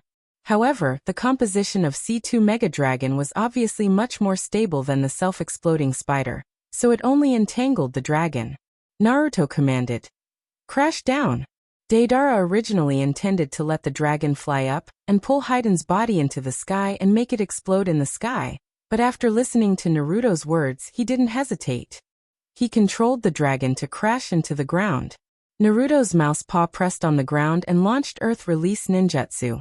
In an instant, the ground under Haydn's feet began to collapse, and the waves of earth rolled up and swallowed Haydn like a dumpling. To be precise, it swallowed Mega Dragon. Mega Dragon was like a plug in a needle, pushing all the way. Naruto controlled the ground to fill and form rocks. Give him the last blow. Naruto was very straightforward. Deidara didn't hesitate either. Since it was a life and death battle, there was no reason to go easy. One hand seal. Ha! The explosion erupted from the ground, and for a time the ground shook. However, the surrounding buildings were not affected. Obviously, other members of the Akatsuki took action to control the explosion within a certain range. But in this way, the power of the explosion will also increase sharply. Boom! It was as if the earth had farted. Naruto's rock escape caused the ground to rise high. The little flying squirrel Naruto and Dedale stood where they were, keeping an eye on their surroundings. Are you dead? Naruto asked. I don't think so. Both of them are monsters and together, they are monsters among monsters. Dedale's hand reached into the clay package, and the sound of Guji Guji came from his hand like a wolf swallowing a tiger. Soon after, a second colossal dragon appeared. I'll take you up there. We'll throw a big guy down from the sky. Naruto wore the Filyu and the two boarded the C2 Mega Dragon. Deidara then grabbed a handful of clay and stuffed it into his mouth. This is soon, the clay stuffed into Dedale's mouth was spat out again. It was a clay doll in the shape of a water droplet. It opened its hands like wings. Waha! This is my proudest work. C3-17. Bloom, Dedale said and threw the doll down. The Akatsuki members were calm, but a few of them looked at Yahiko. Seeing that Yahiko stayed in place, they also didn't run away. Dedale made a seal with one hand. Ha! The humanoid water droplet C3-17 with wings fell to the ground and exploded. However, the explosion didn't spread, and it directly rushed into the sky. Someone limited the range of the explosion. What kind of ninjutsu is this? Who did it? Naruto looked at the people below. Yahiko raised his hand. Nothing else could be seen. When the explosion stopped, Dedale said, "Do you want to throw a few more?" At this time, Pain finally said, "The game is over." Then he looked at the little flying squirrel for a long time and asked, "Name?" Naruto subconsciously replied, "Rat Grandpa." For a moment, the scene was very quiet. The other members of the Akatsuki looked up at the silver-gray big-eared flying squirrel in the sky with admiration. There really wasn't a fierce person who claimed to be a master to Pain. So this guy should die, right? Will the boss roast him? Or stew him? Yahiko's expression was stiff. Originally, he wanted to ask for the name, and then announce the winner. But now he changed his words. Kakuzu lost. After that, he walked away without looking back. Kisame grinned and gave Naruto a thumbs up from afar. Dedale couldn't help but praise. "You're great," Naruto shamelessly replied. "I think I'm great too." Dedale's heart was complicated. Compared to Pain calling him grandpa, calling him brother was simply too weak. The game was over, and the C2 dragon hovered down from the sky. At this time, most of the Akatsuki members dispersed, but Kisame didn't leave. He praised again. "Very good. You are the most unique ninja beast I have ever seen." Naruto replied, "If you can talk to me as an equal, I won't call you Stinky Shark." Kisame was stunned for a moment, then he laughed heartily. He didn't know if the shark muscle behind him also felt funny, but it twisted its body and shook behind him. It looked very interesting. Clatter. The sound of stones turning was heard. Naruto, Dedale, and Kisame were all stunned. Then they looked over. In the field that was blown into a huge pit, a black tentacle stretched out. Kakuzu. Then the second and third tentacles. The scorching ground bulged up, and then burst with a bang. A man wrapped in tentacles crawled out of the ground. Haiden. At this time, Haiden was dark and his face was white. It looked terrible. That was Haiden's forbidden technique, death by blood. Did Fei Duan activate this forbidden immortality technique before the explosion? But if I remember correctly, this forbidden technique needs to draw a circle and a triangle with blood, right? Where is the drawing? On the rock? Won't the rock be blown away? While Naruto was puzzled, he saw Kakuzu's tentacles slowly retracting. Naruto saw traces of blood on the tentacles, and the sacrificial seal needed to be drawn by death by blood. It turned out to be drawn on a net made of Kakuzu's tentacles. Amazing, Dedale said in surprise. Huh? He didn't die. I told you this guy won't die easily. So, do you want to continue? As he said, he stuffed a handful of clay into his mouth. Is he trying to make a C3 bomb? Kisame was frightened. What are you doing? Pain isn't here. Your explosion will wipe out the rain country. Stop now. Dedale chewed in big mouthfuls, his eyes staring at Haiden. Haiden's expression froze. The seal on his body faded back, and he lay on the ground with smoke coming out of him.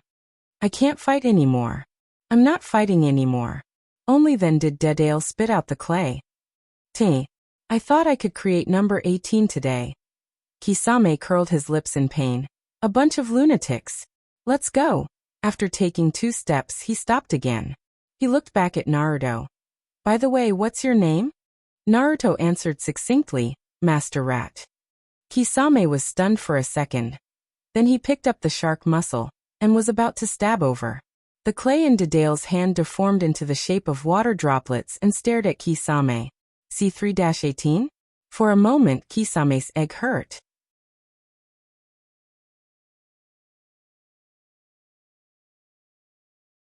Chapter 452. After Naruto's battle ended, Pain and Uchiha Itachi left the Rain Country. Along with them was Zetsu. They acted quickly and had a clear purpose, and it could be seen that they had already grasped Tsunade's movements. In the sealed space of 9 tails, Little Nine witnessed the scene that Naruto saw and asked, "Don't you want to catch up?" Naruto asked, "How do you want to catch up? 1 Sharingan, 1 Rinnegan, 1 Mokuton. Are you kidding me?" Nine Tails shrugged and yawned nonchalantly, as if it was none of her business whether she chased him or not. At the same time, he didn't forget to make sarcastic remarks. "That Tsunade is your sensei, right? Are you just going to abandon her?" Naruto rolled his eyes. "Who said I don't care? When did you hear me say I don't care?" Ninetails also returned Naruto's eyes. "How do you care if I don't catch up? Could it be that you've also left a locator mark on them?" Then he emphasized, "Don't say that. The spiritual link hasn't been cut off in the last 48 hours, and I didn't see you do anything at all." Naruto didn't leave anything on the 3 of them, because the 3 of them were too smart and powerful. The trick that he used to deal with Kakuzu could only hit his own foot.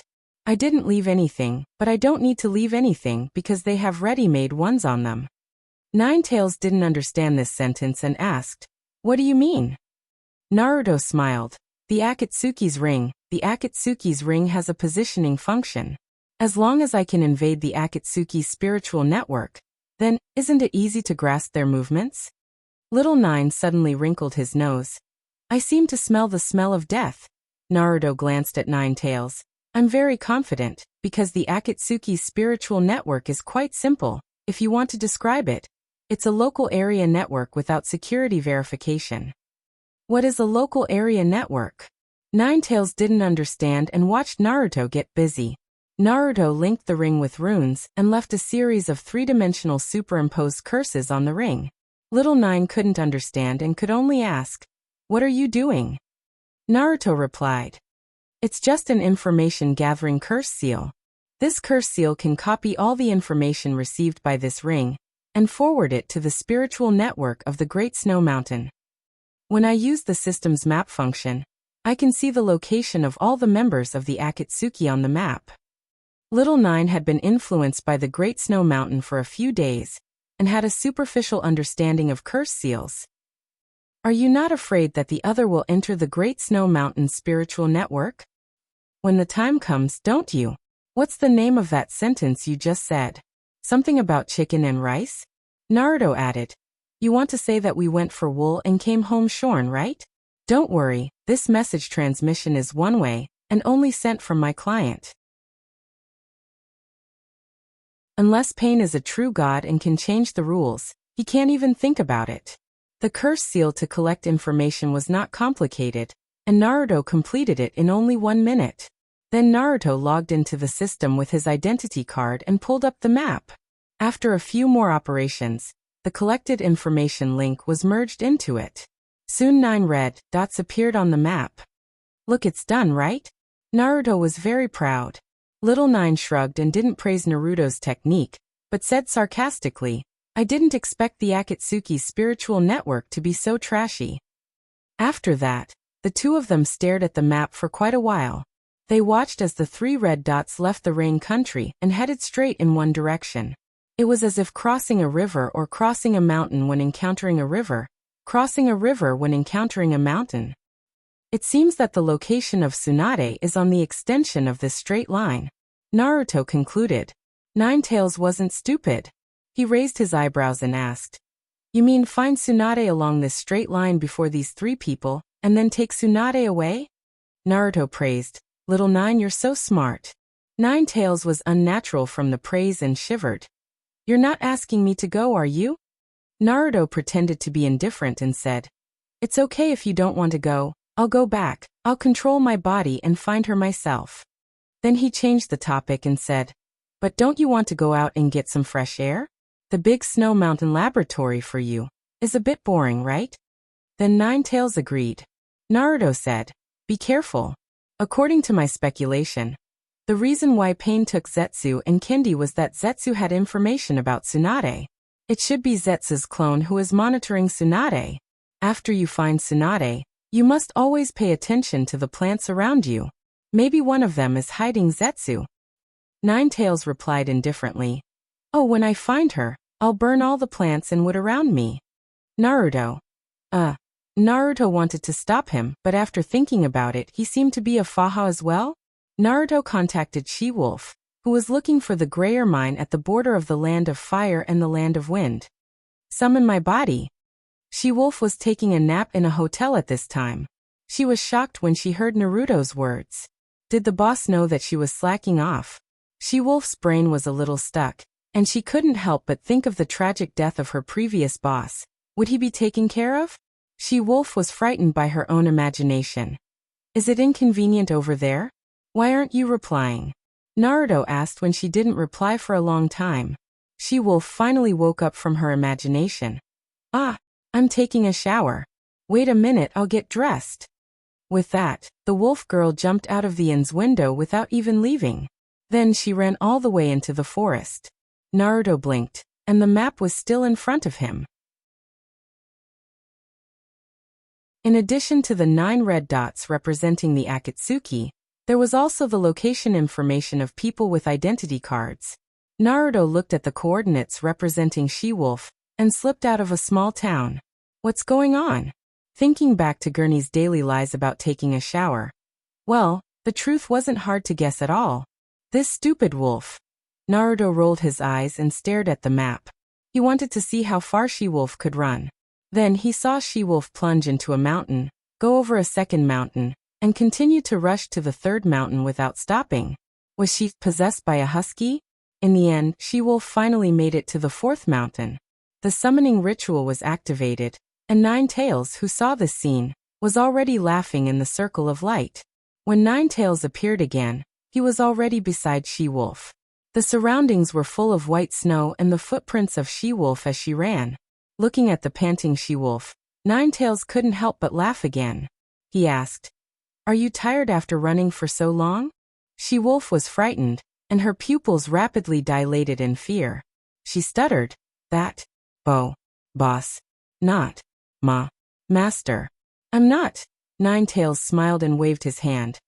I'm not Naruto. How about we have a competition? Let's see who can run back to your hotel first. If you win, I won't punish you. She-Wolf was stunned for a moment. Ninetales had already shouted the slogan 3, 2, 1, run. Wolf Girl reacted, and the two of them rushed out one after the other. Rain Country to Dale's room. Naruto looked at the map projection in front of him that only he could see. Looking at the two coordinates, one after the other, they ran back along the previous straight line. What's going on? Are husky attributes contagious?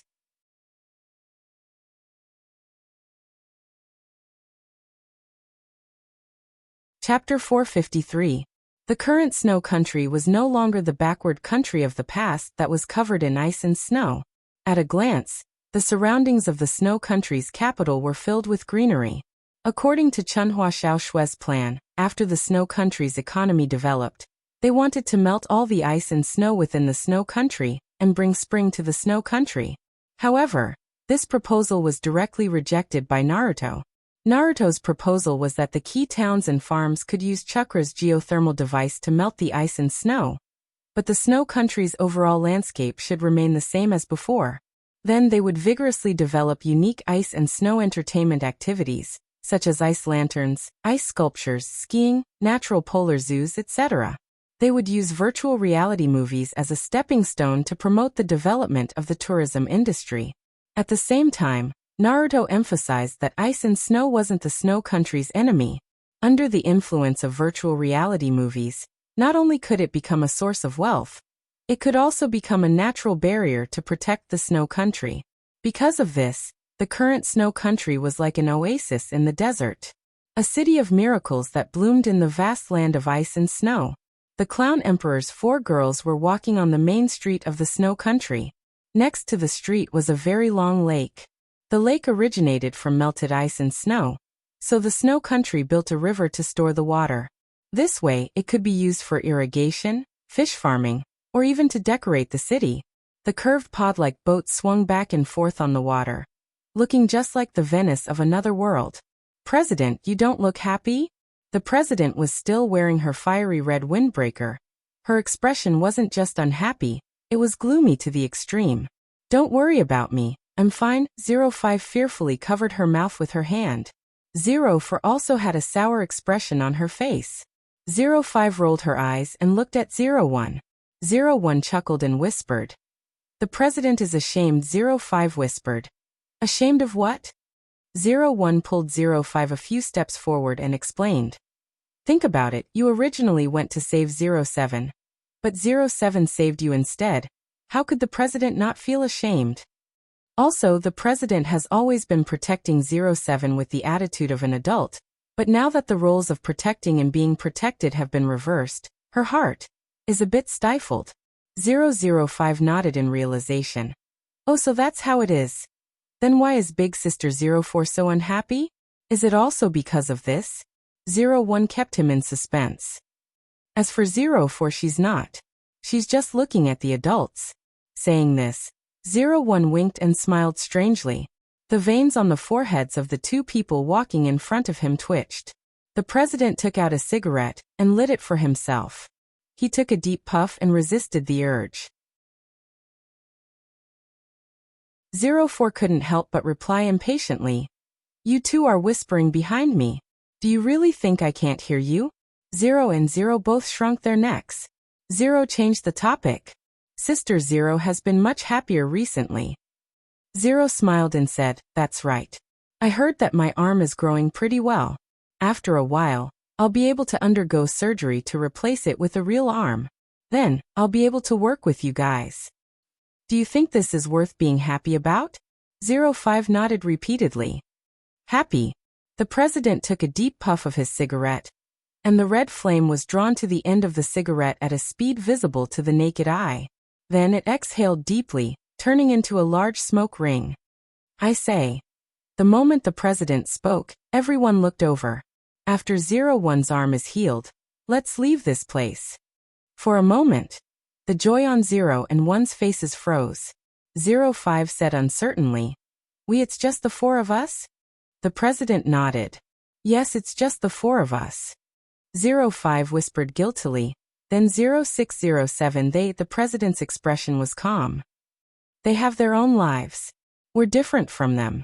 05 pouted. "What?"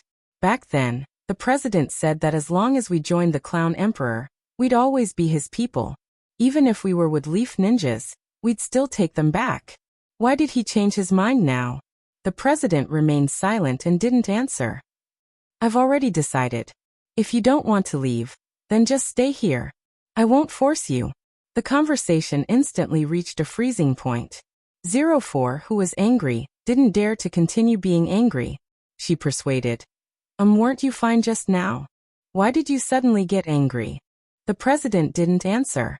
With a bang, the president turned into a puff of smoke and disappeared. The girls exchanged glances with each other. They recalled the puff of smoke that the president had just exhaled. That meant that the president had already left. The one in front of them was only a clone. 05 said timidly, "The president lost her temper." "When was the last time she lost her temper?" 0 said helplessly. "When 02 and 03 died." 05 nodded. "Then will Boss also disappear for a month this time?" The girls recalled that the last time Boss disappeared, it was because she was drunk that she was discovered. Otherwise, it would have been really difficult to find her. 0 sighed. "It seems that I underestimated the impact of this on the president." 05 asked dumbly, "But why?" 0 rubbed her head. "Because she feels that she's too weak and can't protect us well." 04 said uncertainly. Then let's go find her. Even if she's the president, she doesn't have the obligation to shoulder everything on her own, right? Zero shook her head. Let her have some time alone. If she doesn't want us to find her, no one will be able to find her. At the corner of the street behind the girls, the president in red looked back at the backs of the girls before disappearing into the sea of people with a dejected expression. At the same time, Ninetales finally arrived at the straight line that Naruto had mentioned. Say, how do we find her? Ninetales yelled at Naruto through the spiritual network. Naruto said, use the perception barrier. Ninetales activated the perception barrier and replied, I don't have it. Naruto rolled his eyes. Make the perception barrier bigger. Don't be so stingy. After returning to this world, Ninetales' chakra had been recovering every day. Her body had already grown twice its original size. As such, chakra was still quite full. And this was under the condition that Naruto used it frequently. Otherwise, Ninetales would have recovered even more by now. Ninetales had no choice but to inject chakra into her identity card. The perception barrier expanded again and again until it finally enveloped the entire town. I don't have it. Naruto replied. We didn't go in a straight line. Let's go to the next city. Ninetales sniffed and mumbled. I'm not going. I'm hungry. I want to eat. Then he waved at Little Tail beside him. Are you hungry? Let's go. I'll take you to eat.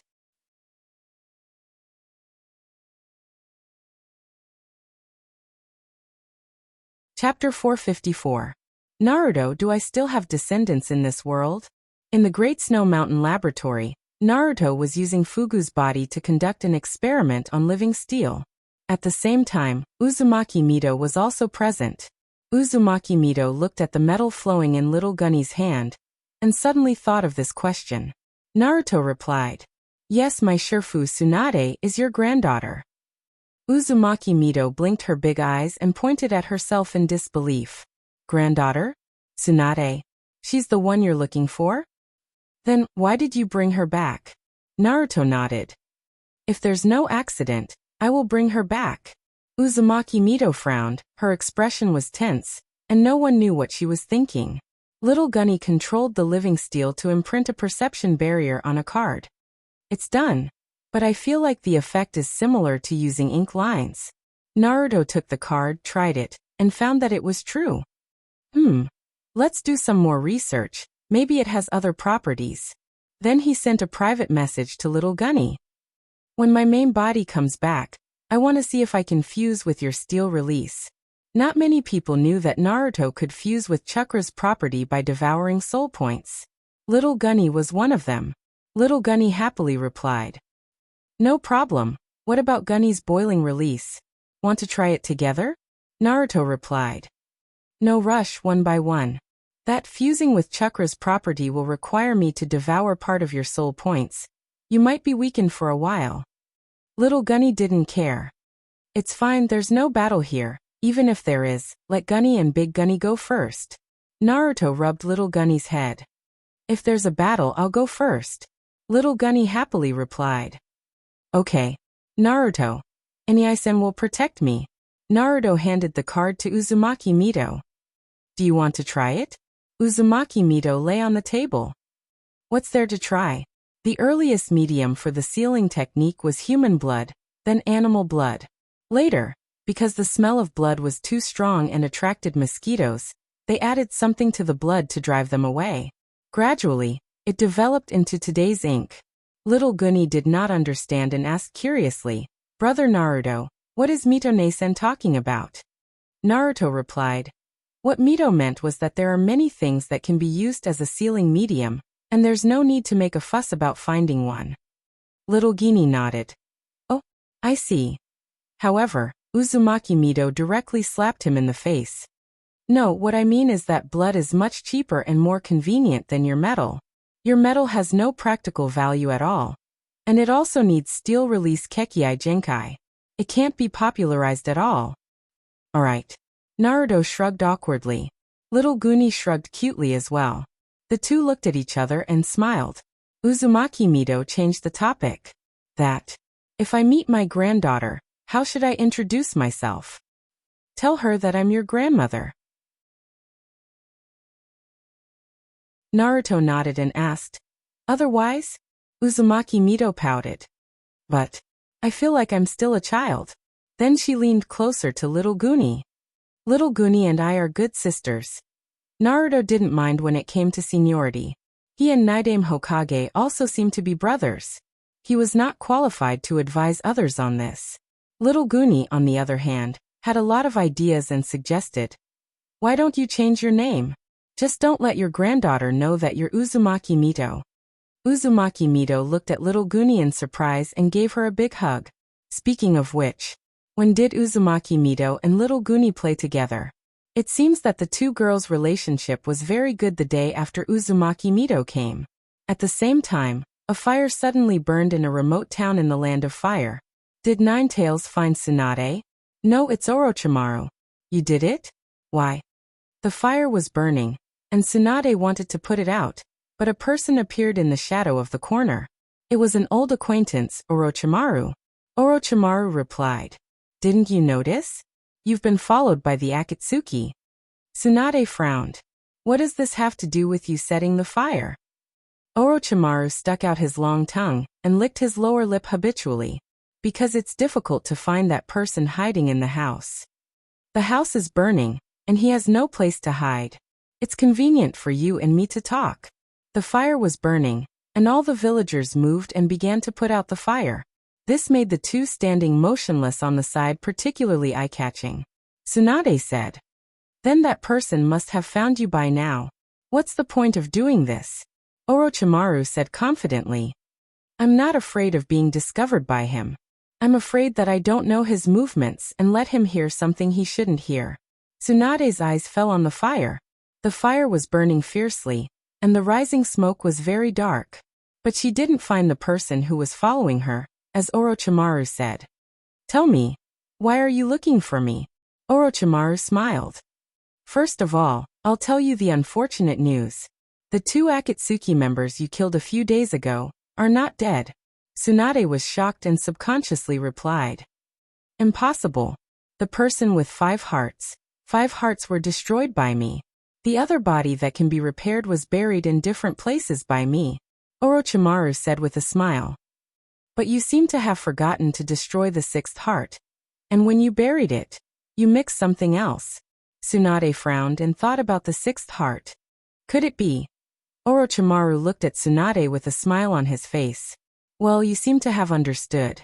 Then I'll tell you the second news. Naruto betrayed the village, and now he seems to be lurking in the Akatsuki.